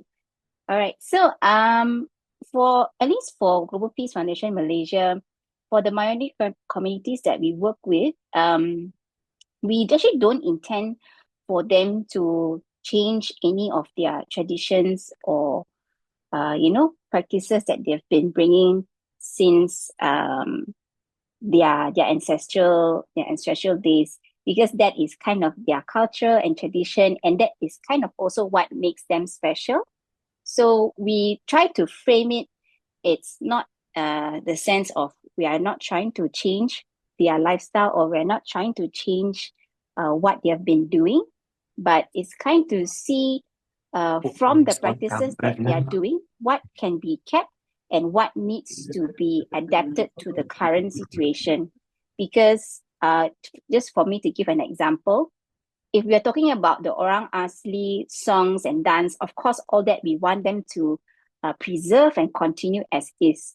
But in terms of their traditional practices of farming, for example, they used to burn, they used to do slash and burn. And, this kind of practices is not sustainable anymore because there's no more place to burn and they cannot move around like they did in the olden days. They cannot live nomadically. Now they live in one place and they stay there, and they cannot keep burning the land because it will spoil the land, it will spoil the soil. So we try to educate them in this sense that, okay, this is what you did last time, which is, yes, true, because you move around last time. Tapi sekarang, because now you have to move, you are staying here permanently, burning the ground actually has this and this impact. So we try to show them visually what happens when they burn the ground continuously. And we also show them visually what happens when you do it the way that we are trying to educate you to. So we are trying to educate them in regenerative farming. So we bring them to regenerative farm plots which have flourished, which are doing so well. So they don't believe you when you talk. Actually, like it's very hard to change their mindset. Like, what do you know? Like, why should I believe you? You come from the city, you don't know what I'm doing. So we bring them to farm plots. You bring them physically to see, to feel, to touch, to eat. Yeah. And then they are blown away. They get convinced. They feel it in their heart. And once you sorry, can you hear me? Yeah, once they feel it in their heart, and once they are convicted of the reason why, naturally, when they go back to their farm plot, they will do what it takes to do it lah. Yeah. So talking is normally not the way to change the mindset. You really need to get them to feel, bring them physically to see why you are doing this, why we want to change certain things in the way that they do. Yeah. Thank you. Thank you, Miss. Thank you, Cass, and thank you, Padini, for the question. Yeah. Okay, so now we'll move on to the last question of the day. So for the final question, I'll be bringing up Wira's question from Jakarta. This is for Sunny. She brought up actually the issue of Korean unification for Indonesia youth is still new. However, some of us might be following in this issue, however, are still lacking of understanding. Could you explain how this issue is important for the Indonesian youth? Because as far as I know, Indonesia has really good relations with Korea. So yeah, maybe Sunny can answer this. Thank you. That's a very good question. I like to reply as despite the political issue and all this stuff, I want to mention that the vision that we have, I mentioned the One Family Under God vision. So basically, like I said, Korean Dream is not just about the Korean people. It's about, can you guys hear me? Pretty loud. We can hear you. So like I said, it's not about the Korean people, it's about other people. So one of the examples that we did for the summer was we had few people from here, like Joko and Arif, they were participating in the Korean Dream movement. And I guess naturally going out instead of like taking action. And I like to promote a little bit of the Korean Dream book that we have. You get a lot of insights from it, and yeah.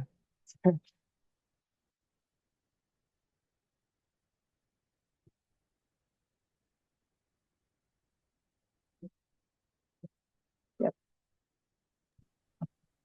Thank you. Okay, so thank you, Sunny. Okay, sorry, my connection was lagging. Okay, so thank you, Sunny, for the answer for the final question as well. So I think that would sum up our Q&A session because we already gone over time. So thank you to all the speakers and all the questions that was asked. For those of you guys who still want to ask questions, please feel free to reach out to our social media platforms and the speaker's social media where they might be able to answer there instead of here. So again, I really just want to take a moment to acknowledge all the important work each of you speakers are doing. Cass, your dedication to empowering the Orang Asli in Malaysia through GPF Malaysia. Sunny, your leadership and youth engagement in Korea. And of course, Kahusno, your commitment to peace building through education in Aceh. All of you are very important and awesome individuals and are actually making a real difference. And it's been a privilege to moderate all of your sessions here today. So I think as we wrap up, I hope all of you take away the reminder that peace can start with education, with community, and with the commitment to empower the next generation. So thank you to every single one of you here who has decided to join us, and I wish you all the best journeys ahead. So I'm saying goodbye, and I give this floor back to our MC, Casilo. Thank you. All right, thank you, Josie. Before I will say thank you for our great moderator, so I will say thank you so much for all the speakers, Kak Husnul, Keshma, and also Sunny. A long time no see, Sunny. Thank you so much for your help during the event in summer program. And also, thank you so much for Josie for your excellent moderation for getting us through today's discussion. And we have now reached an important part of our program, the recognition of our speakers. It's my pleasure to present Certificate of Appreciation to our esteemed speakers who shared their valuable insight with us today.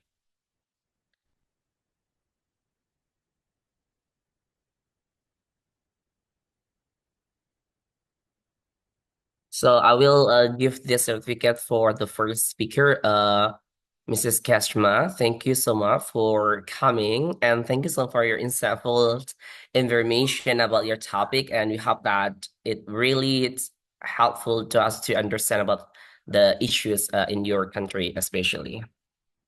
And thank you. Thank you so much for having me today. You're welcome. So we will move to another certificate appreciation. This certificate will give to Sunny. Thank you so much, Sunny, for your great information about the current dream, especially. And again, I think it's really important to us to understand about the current dream issues, especially. So thank you for coming, Sunny. Thank you for the invite. Thank you guys.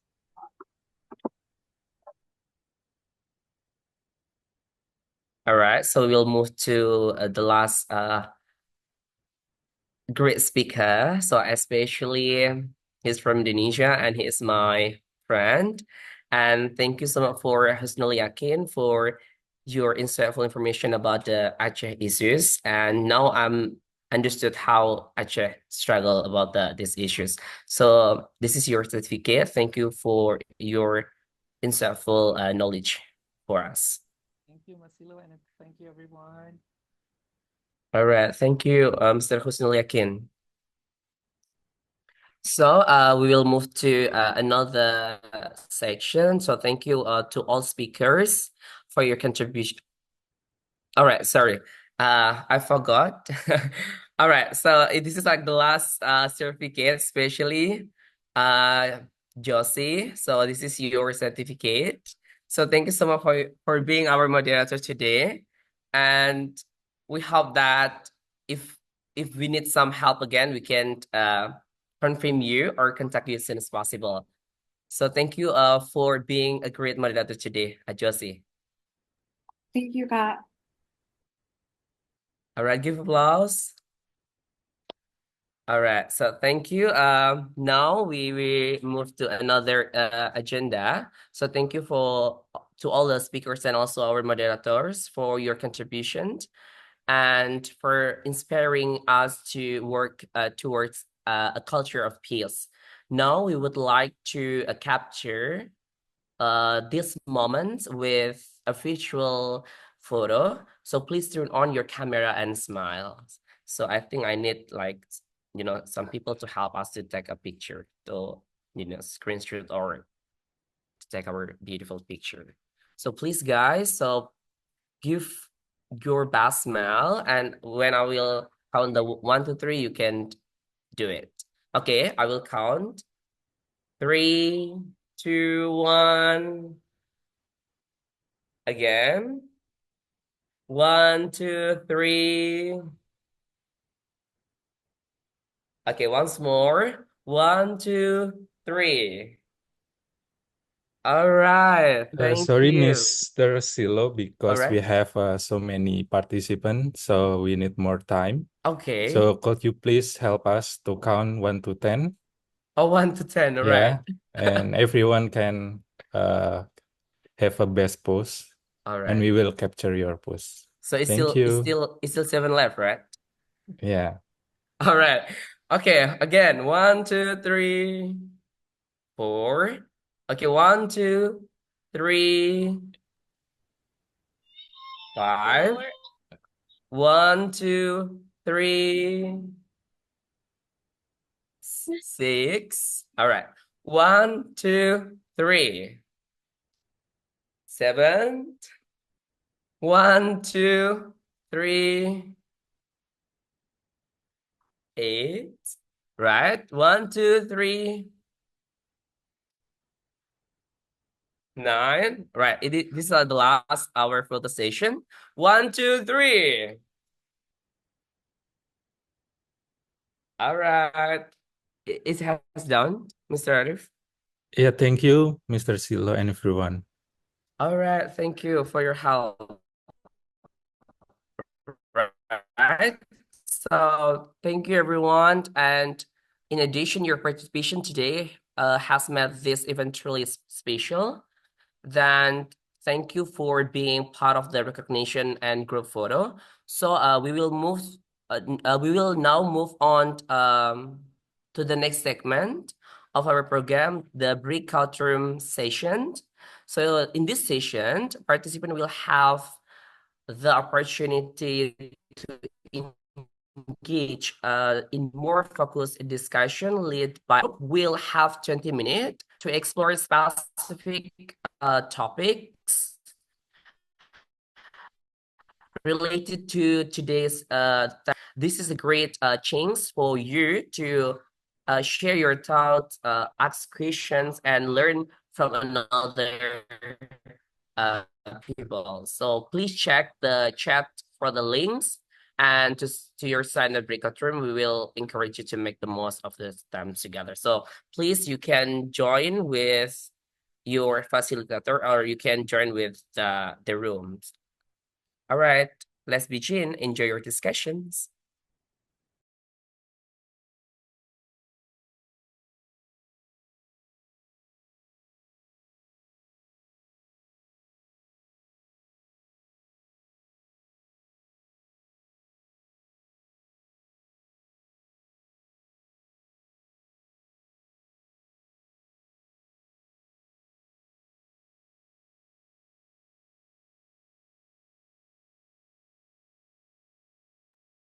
Uh, for information, I think you can find your name in every group or breakout room session. So make sure that your name was putting in these group sessions.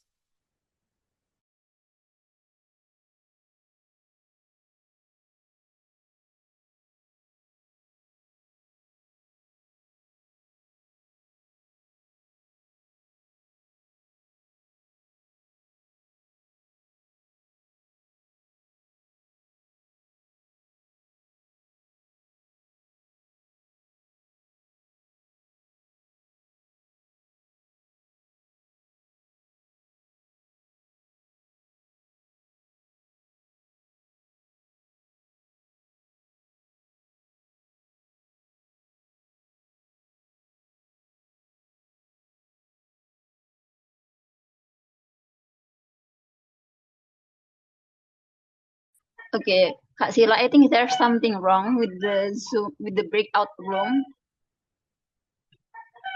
Okay. All right, I think Arif can help us with.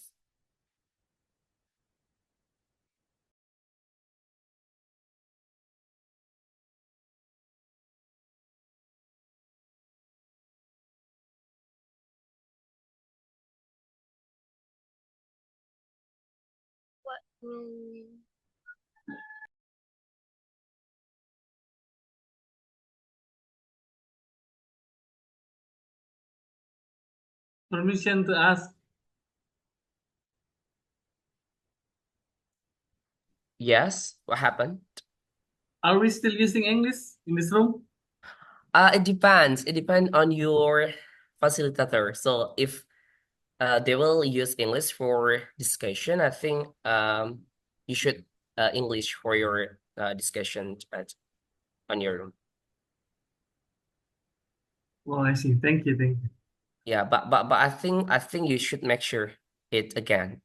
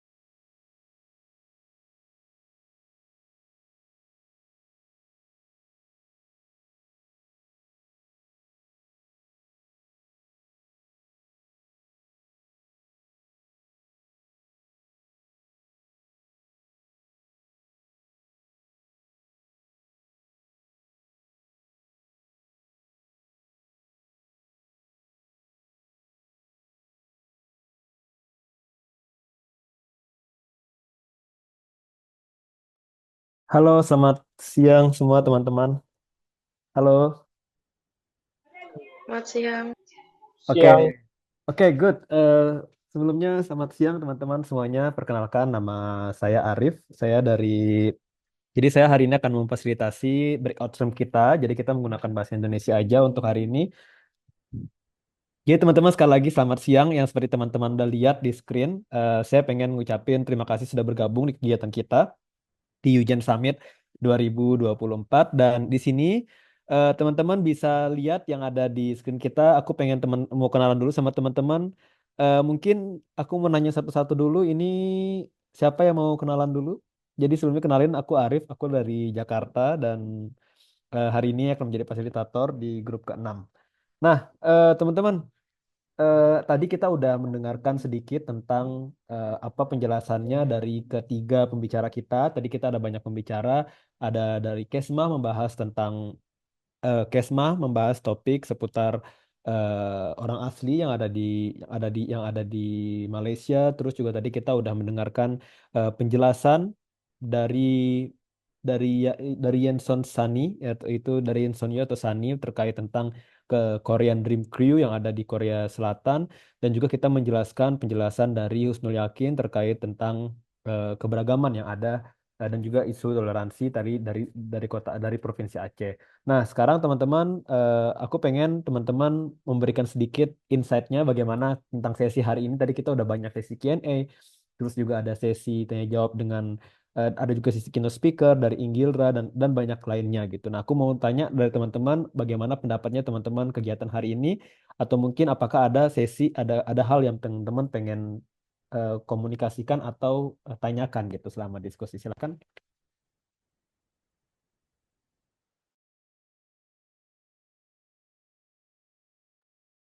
Gimana teman-teman? Apakah ada yang ingin memberikan idenya tadi dari seputar materi hari ini? Apakah ada? Atau mungkin aku mau coba dari Firda dulu. Halo Firda. Halo Kak. Halo, gimana Firda hari ini? Apa yang didapat dari pemateri hari ini terkait tadi pemateri kita tentang culture of peace? Apakah ada yang di-sharing bagaimana pendapat kegiatan hari ini? Eh, mungkin sedikit aja dari aku dari materi hari ini. Jadi eh, dapat aku dapat pengetahuan baru gimana sih cara bagaimana ngembangin diri kita buat memainkan peran gitu. Biar kita tuh eh, bukan bukan hanya malas-malasan, ternyata tuh masih banyak hal-hal lain yang dapat kita kita apa namanya kita kerjakan kata atau kita apa namanya kita buat orang lain seperti itu. Oke, good, thank you. Tadi dari hari ini yang mana materi yang paling Firda ingat dari kegiatan hari ini yang mana?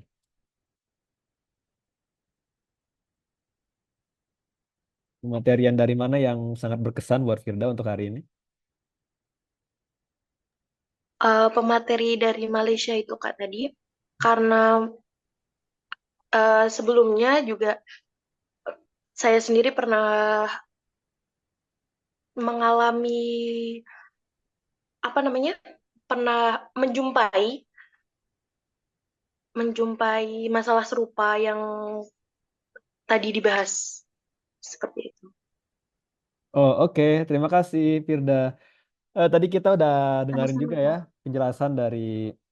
penjelasan dari CESMA. Jadi CES tadi yang dijelasin tentang eh, cultivating culture of peace through empowering minority communities in Malaysia. Nah, sekarang aku mau dengar dari teman-teman yang lain, mungkin dari teman-teman yang lain, apakah ada yang pengen ngasih insight-nya bagaimana tentang kegiatan hari ini? Is there anyone here want to give your insight, maybe your ideas, your opinion, or your anything? Halo, Halo, can you hear Sahimi. me? Yes, yeah, you're audible, please. Oke, thank you semuanya. Tadi saya paling berkesan dengan Bang Husnul Yakin ya. Kalau di Aceh kami manggilnya Bang gitu, because we came from the same area. is from Aceh and me also came from Aceh. Uh, yang paling menariknya adalah ketika bicara tentang Aceh tadi, dan kayaknya dari tahun ke tahun bahwa isunya itu tetap sama, itu tentang syariah law, tentang kanun, cambuk, dan sebagainya. Dan itu kami rasakan sendiri bahwa ada miskonsepsi ataupun misinterpretasi orang-orang luar Aceh tentang hal tersebut. Dan itu menjadi momok yang sangat merugikan tentunya dalam beberapa sektor atau industri, terutama kami yang bekerja di apa istilah kami yang menggeluti dunia industri pariwisata, itu kan menjadi apa ya, menjadi penghalang besar itu. Setiap ada turis mancanegara itu pasti menjadi penghalang. Nah, I have to say thank a lot dengan diskusi ini mungkin akan sedikit lebih terbuka bahwa Aceh itu ya nggak seserem yang dibayangin gitu loh. Karena hukum syariah itu nggak nggak sembarangan mukul orang, nggak sembarangan mengjat orang. Dia fleksibel, tidak seperti apa yang dibayangkan oleh orang-orang di luar sana. Mungkin itu aja sih. Selebihnya tentang community di Aceh, sebagai orang Banda Aceh, kayaknya apa yang disampaikan tadi sama Bang Husnul, it 100% true, karena orang Banda Aceh itu sangat toleran ya. Kita bisa lihat banyaknya sekarang udah mahasiswa-mahasiswa internasional yang mulai belajar di Sheikh Khalid University and Islamic State University of Araniri, itu banyak mahasiswa internasionalnya. Dan mereka tidak diwajibkan untuk memakai hijab. Even mereka yang masuk di Islamic State University yang non-Muslim tidak dipaksa untuk menggunakan hijab, but in case untuk tolerant in event, yeah, they must atau they have to do it. I think that's all. Thank you for opportunities. Oke, thank you.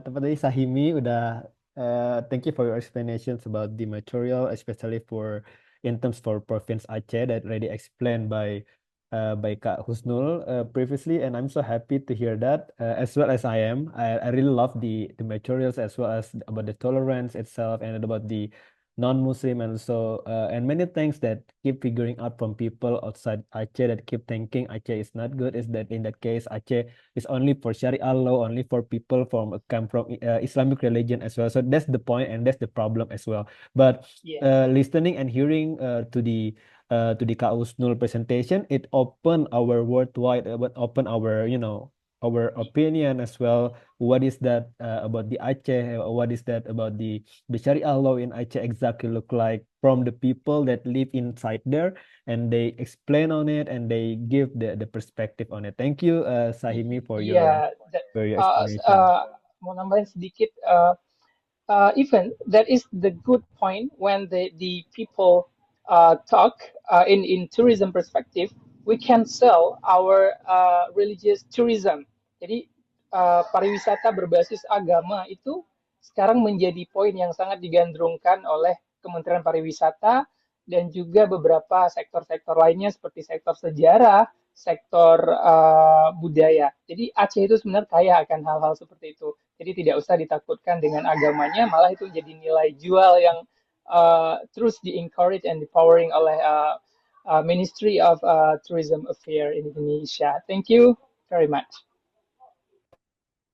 Okay, thank you, Saimi, for your explanation. So yeah, that's the point. That's one of our, one of our campaign from our Ministry of Culture, the Education and Culture, and as well as our young people keep encouraging that to know to spread the happiness, to spread the culture, to spread the campaign as well. Thank you, Sahimi. Untuk teman-teman yang lain, apakah ada yang mau ngasih insight-nya tentang materi hari ini? What do you feel? Apa yang teman-teman rasakan? Apa yang teman-teman pengen share? Atau mungkin there is some some misinformation that you want to to clarify on it. Maybe that's the thing that you want to give to us, or maybe another knowledge, another side, another perspective is also good.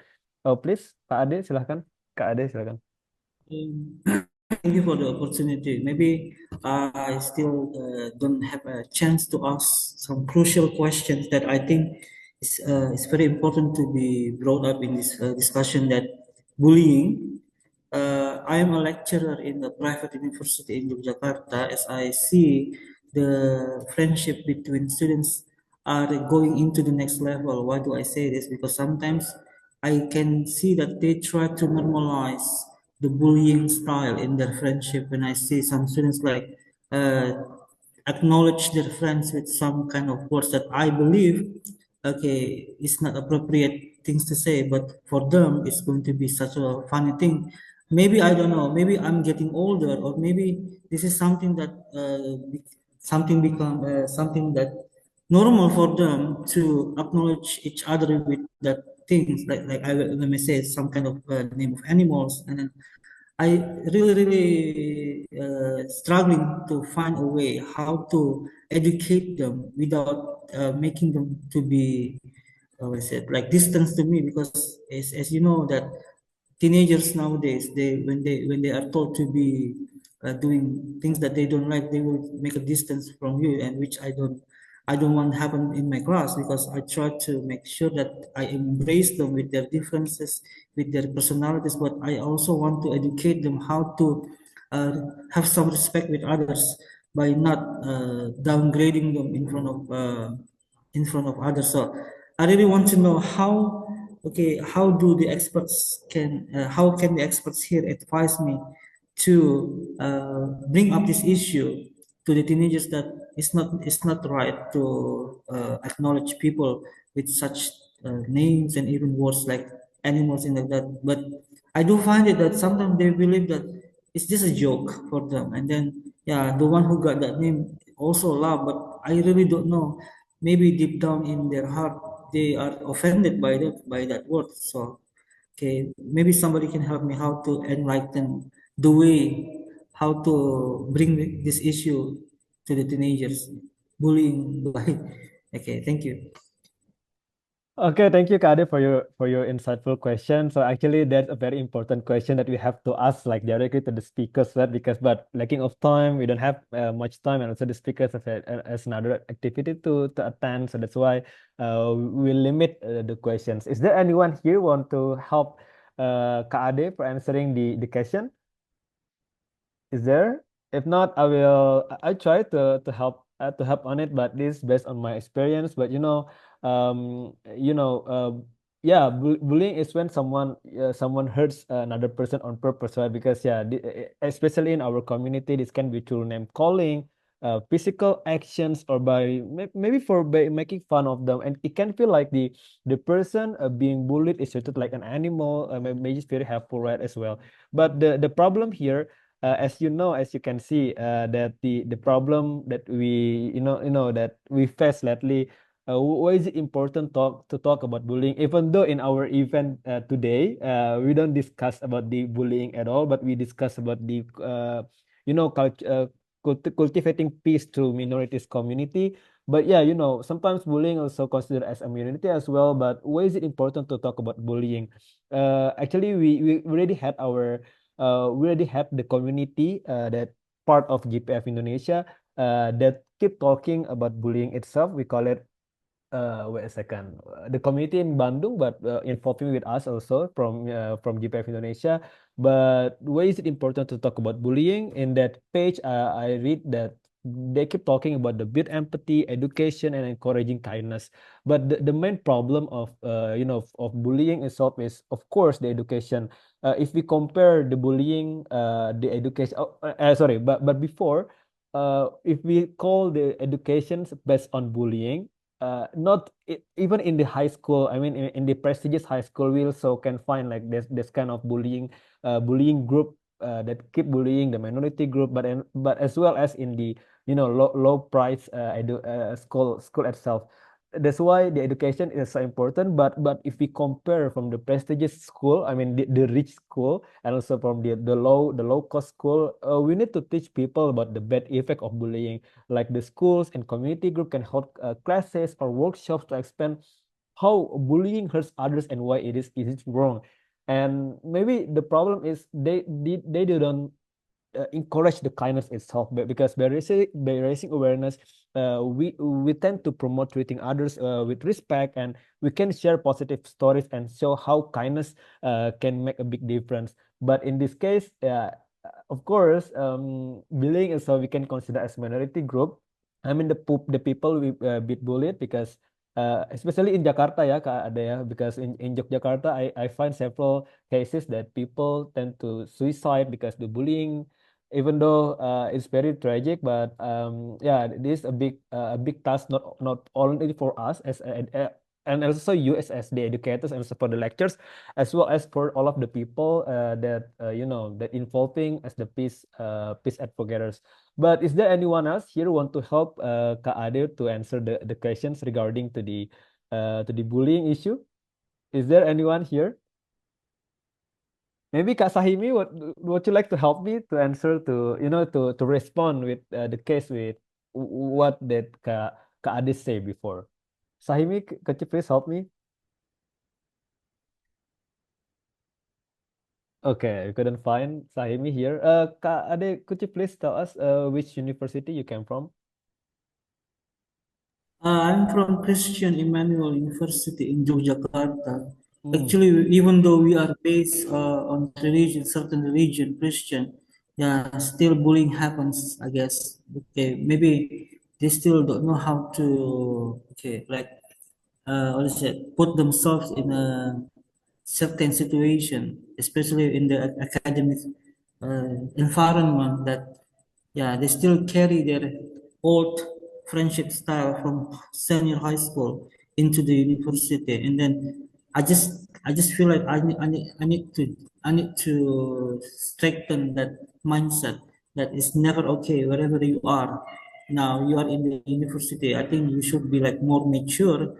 You should be more aware about others' feeling, and then as the way you want to be treated by others too. So yeah, that is my struggling here. I mean, even though we are from like Christian based university, still I found it like it's very surprising that some students here like don't know how to treat others with some respect like that.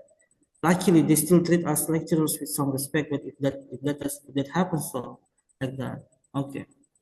Okay, thank you, Kak Ade, for your for your response. And yeah, I'm sorry.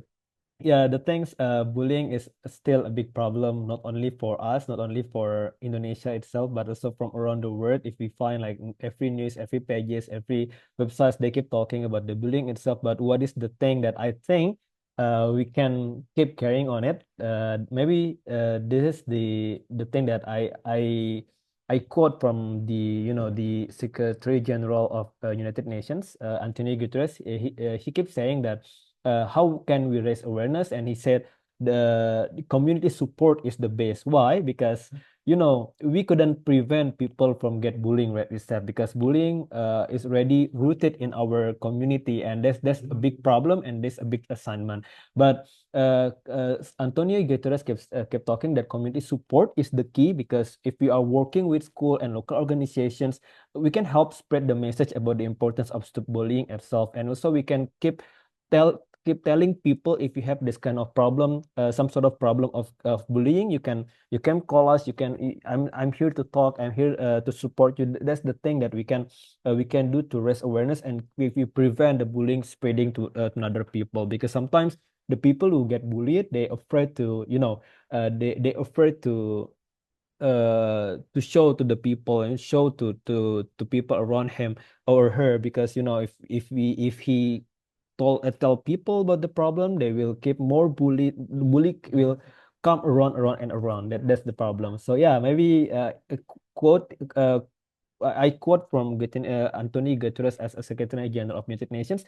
He said the community support is the key for the for the bullying, raising awareness about the bullying. So thank you, Kak Ade, for your raising new problem here, culture office, and that will be a good topic for the next UGen Summit topic, maybe for us to talk about the keep bullying, to anti-bullying itself.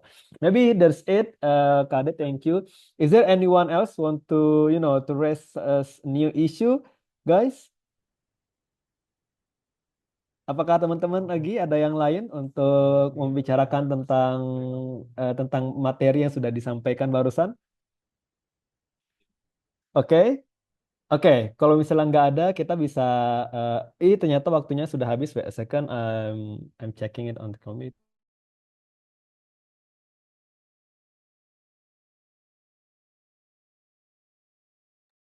Okay, guys, so the breakout room ready finish. So all breakout rooms will close in 55 seconds. So thank you so much everyone for joining in the breakout room session. I hope everyone here will get a new knowledge, the new perspective, and a new power as we face the International Day of Peace, as we commemorating International Day of Peace today. And thank you so much, especially for Kak Ade and also Kak Sahimi for your insightful topic to discuss. And see you all in the main session.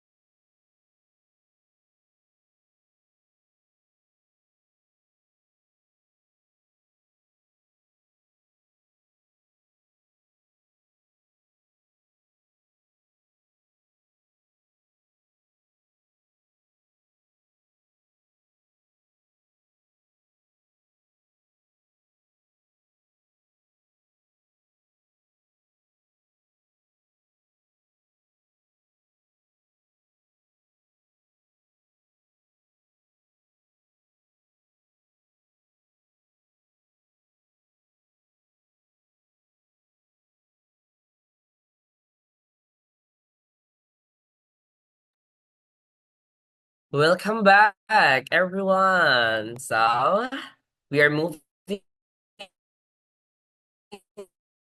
to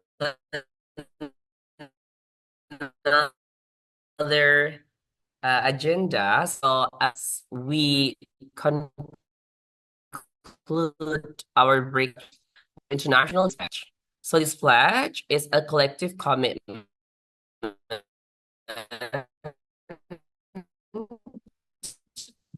to uphold the values of peace, understanding, and tolerance. So lead you in this pledge, and I invite everyone to join me and please hear me.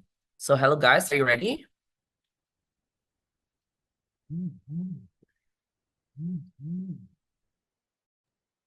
Okay, we are ready. All right, so I will start. Yes, mister?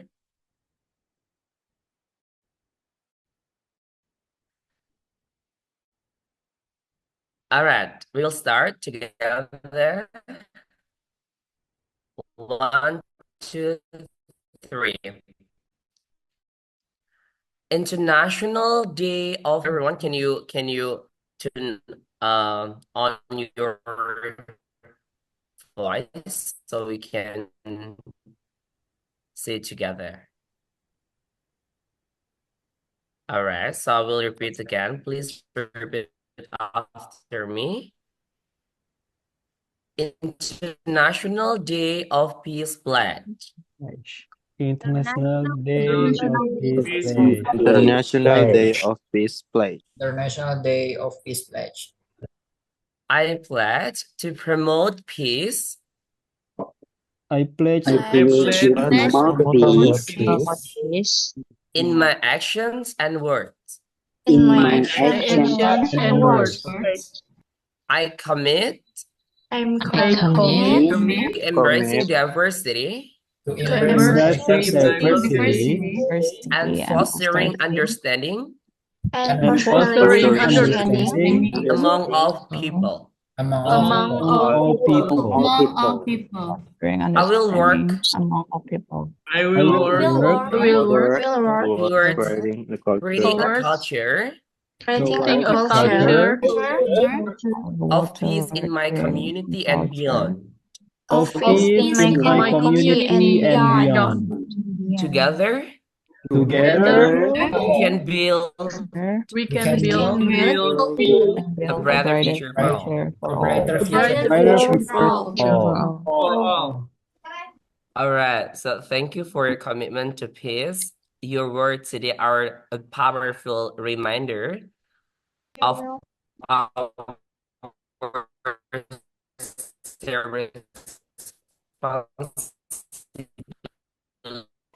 Okay. to cultivate a peaceful world. Now we are moving to another section. So we are entering so be a great way with the times of our summit while enjoying some friendly competitions. So this will be Arif, one of our committee from the Global Peace Indonesia, and he will guide us through the question and key course. And here exciting incentive. The winner of this Global Peace Foundation Indonesia will be like sent directly to your home. So I think it's really good to get like some door prize or some merchandise by Global Peace Foundation Indonesia. So let's be ready to test our knowledge and have some fun over to you. Okay, Arif? thank you, Silo, for your warm welcome for me as the game quiz master for today. So everyone, could you please join us in the Kahoot.it. Now, as Silo mentioned before previously that the winner, I will pick two winners for today's session for today's Kahoot game, and we are waiting for everyone to join now. And once again, welcome to the Kahoot Games. And I want to inform to all of you guys that this game, we will give you the prize for those who answer all of the questions correctly. What are the questions is still private and it's still secret. It's only me and my team that already know about the answers. But you guys can join us by creating the Kahoot, the www.kahoot.it, or maybe you can simply scan the barcode as you can see on your screen. And everyone, please show me your reactions if you ready, if you wanted to join. Please show me your reactions if you are really interested and you are highly participated in this Kahoot game.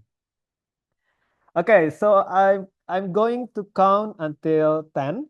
So those who join after my counting, so you are considered as not joining. Okay. Okay, 10 seconds left. Please choose your original name. Do not choose another name like like the nickname or maybe like the animal name. You can simply use your first name or nickname. Okay, we still have 5 seconds before I start the meeting, before I start the game. So everyone, are you ready to join?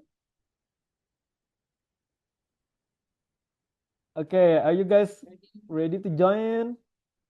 Yeah, it's okay, it's okay. All of the names here. We are ready. Yeah, 45 people joining.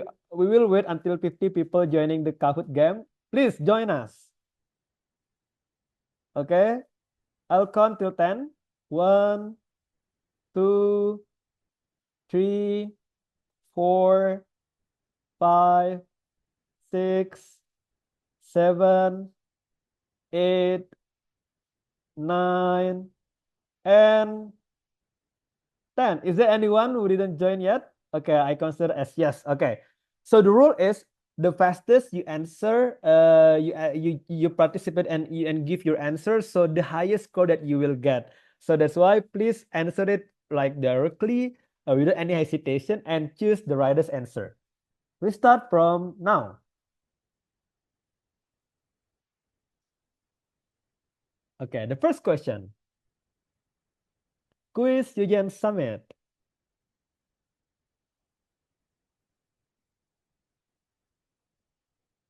Okay, every year, the United Nations marks the International Day of Peace on. Okay, when is it the International Day of Peace? Please participate and give us your answer. Okay, we still have 3 seconds. Okay, 1, 0. Okay, International Day of Peace held on 21st September. Okay, next.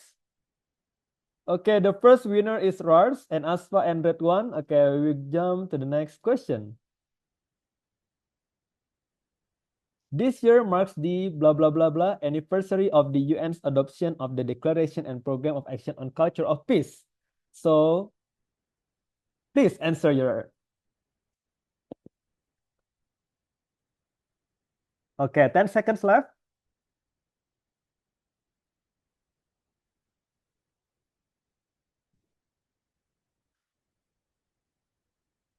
Okay, so the answer is the first 25. So this year marks the 25th anniversary of the UN's adoption of the Declaration and Program of Action and Culture of Peace.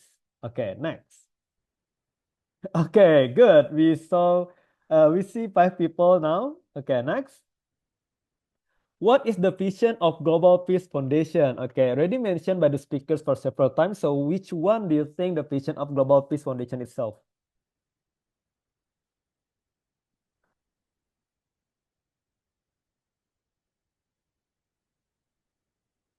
Okay, 5 seconds left.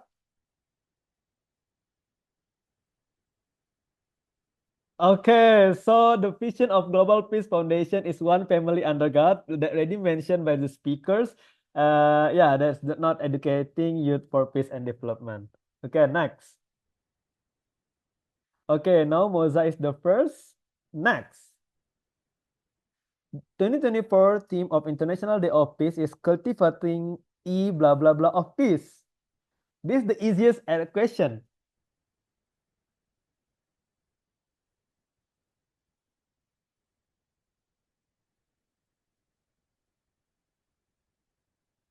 Okay, 5 seconds left.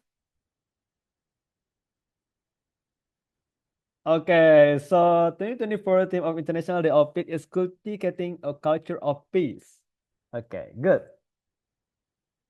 Okay, Moza is still the top tier of the scoreboard. Okay, next. What is the significance of the International Day of Peace? Okay, what is the significance of the International Day of Peace?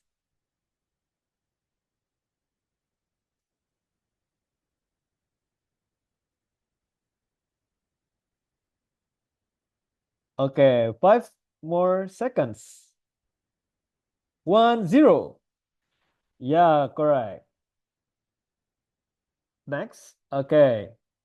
So we're going to the next question. How can youth can promote peace in the world? Okay. How can youth can promote peace in the world?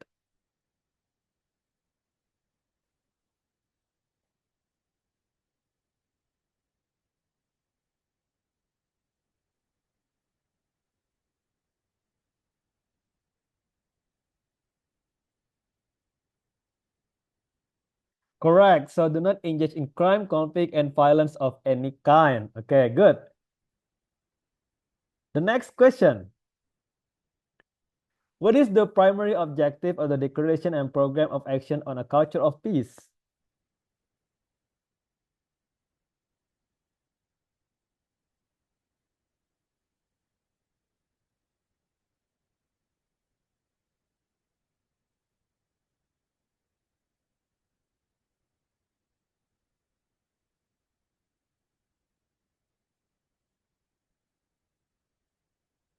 Okay, to promote a global culture based on tolerance, dialogue, and understanding. Okay, next.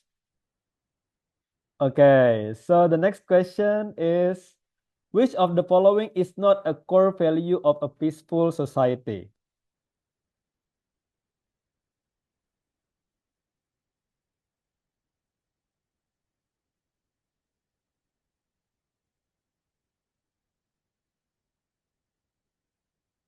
Competition, right. So yeah, another one or a core value of a peaceful society. Okay, now the next question. Which global organization was founded in 1945 to maintain national peace and security?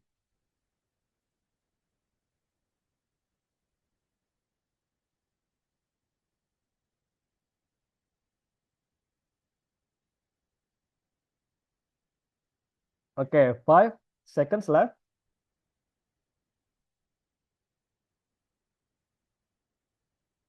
Yeah, the United Nations. So the United Nations was founded in 1945 to maintain international peace and security. Okay, now we jump to the next question. Who is the speaker that delivered about promoting peace through law and tolerance in Aceh's diversity society? Okay. This is the easiest question, right?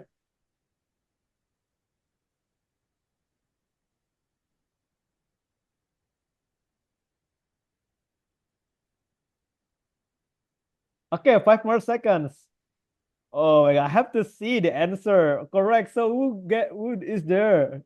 Oh, okay, who's the yakin? Okay, 50 people. Good. Now we jump to the last, no, before the last question. What is traditionally observed around the world at noon local time on the International Day of Peace? What is traditionally observed around the world at noon local time on the International Day of Peace?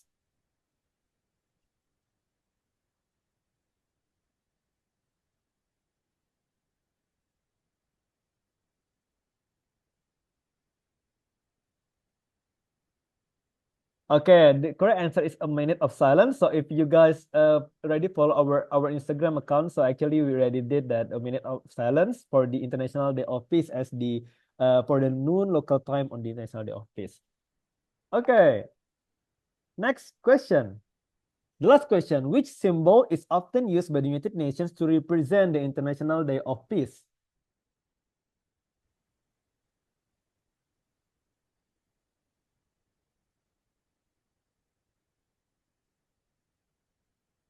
Okay, 10 more seconds.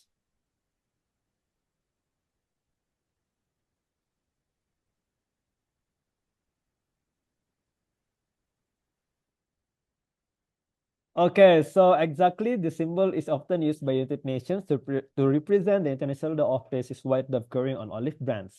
Okay, so we can see the winner for today's quiz UGen Summit. So we only picked 2 people for the winners. So Arnie and also who is that the first? Congratulations for Rars, Arnie, and Jidan Hamada. So for 3 people, could you please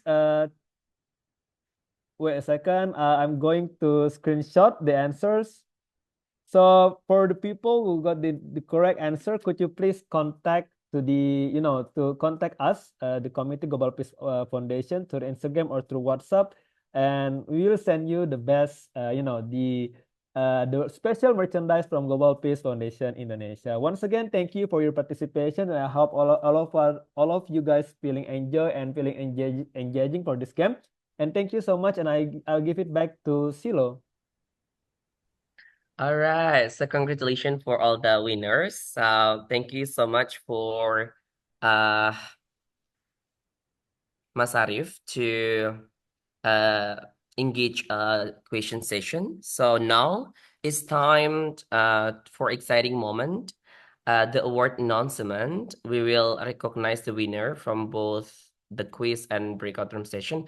But I think for the quiz, I think we have already done to know about like the winners. But now I think I will move to like the interactive in breakout room session. So how about this one, Mr. Arif? Now, maybe we can say hi to the winners of the quiz because I didn't see the face yet. All right. Okay. So I think first let's announce the winner of the interactive quiz. Congratulations to can you share us again about like the winners, all the winners especially?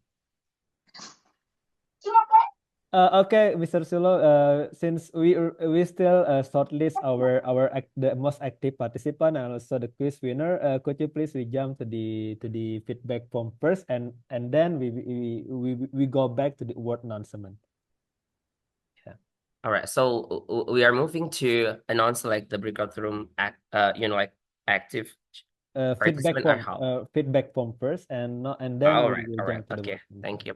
All right, so thank you for your participation and for celebrating peace with us today. So before we conclude our event, we kindly ask you to take a few minutes to fill out feedback from regarding your experience at the summit. Your feedback is very important to us as it helps us improve a future event. So you will have 5 minutes to complete the form. Please check the chat for the link to the feedback form.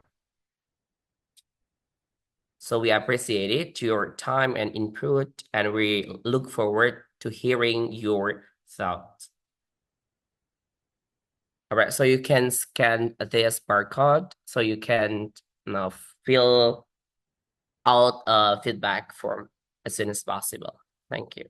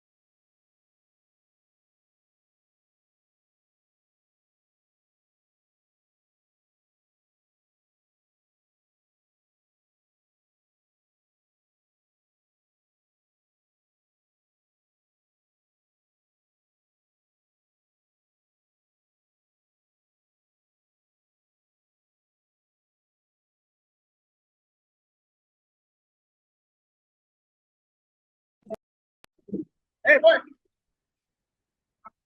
Malam-malam.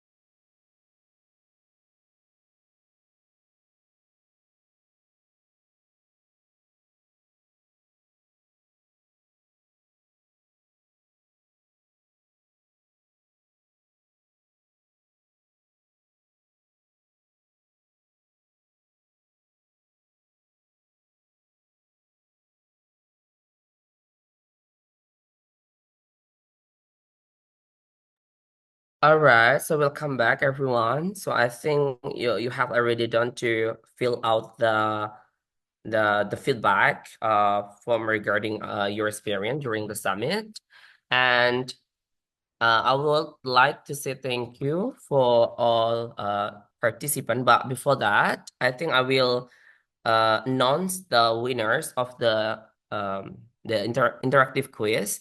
So we have to wait. Let me check again. We have two people here. So the first is Rars. Can you say hi, Rars? How to pronounce? Hi, Okay. Okay, my name is hi. Oh, Rara. Ira. Ira. Rara, Oh, Rara. Kak Oh, Arif, which one? Which one? Okay, I will I will Ras. call Rars. Is that you? Yes, we met at Masjid Ramli event yesterday. Oh, Okay, are you okay. sure? Yeah, with me, Sila, Simin with me. Yeah. All right. All right. Okay, so for your prize or merchandise, I think you can contact our admin in Global Peace Indonesia. So congratulations for your great achievement. And Thank I you. hope that the price or the merchandise was really nice. And okay, I will announce again for the second winner from the interactive quiz, like Arnie. Yes, You hello. can you say hi? Hello, I'm sorry I cannot turn on the camera. All right. Okay, no problem.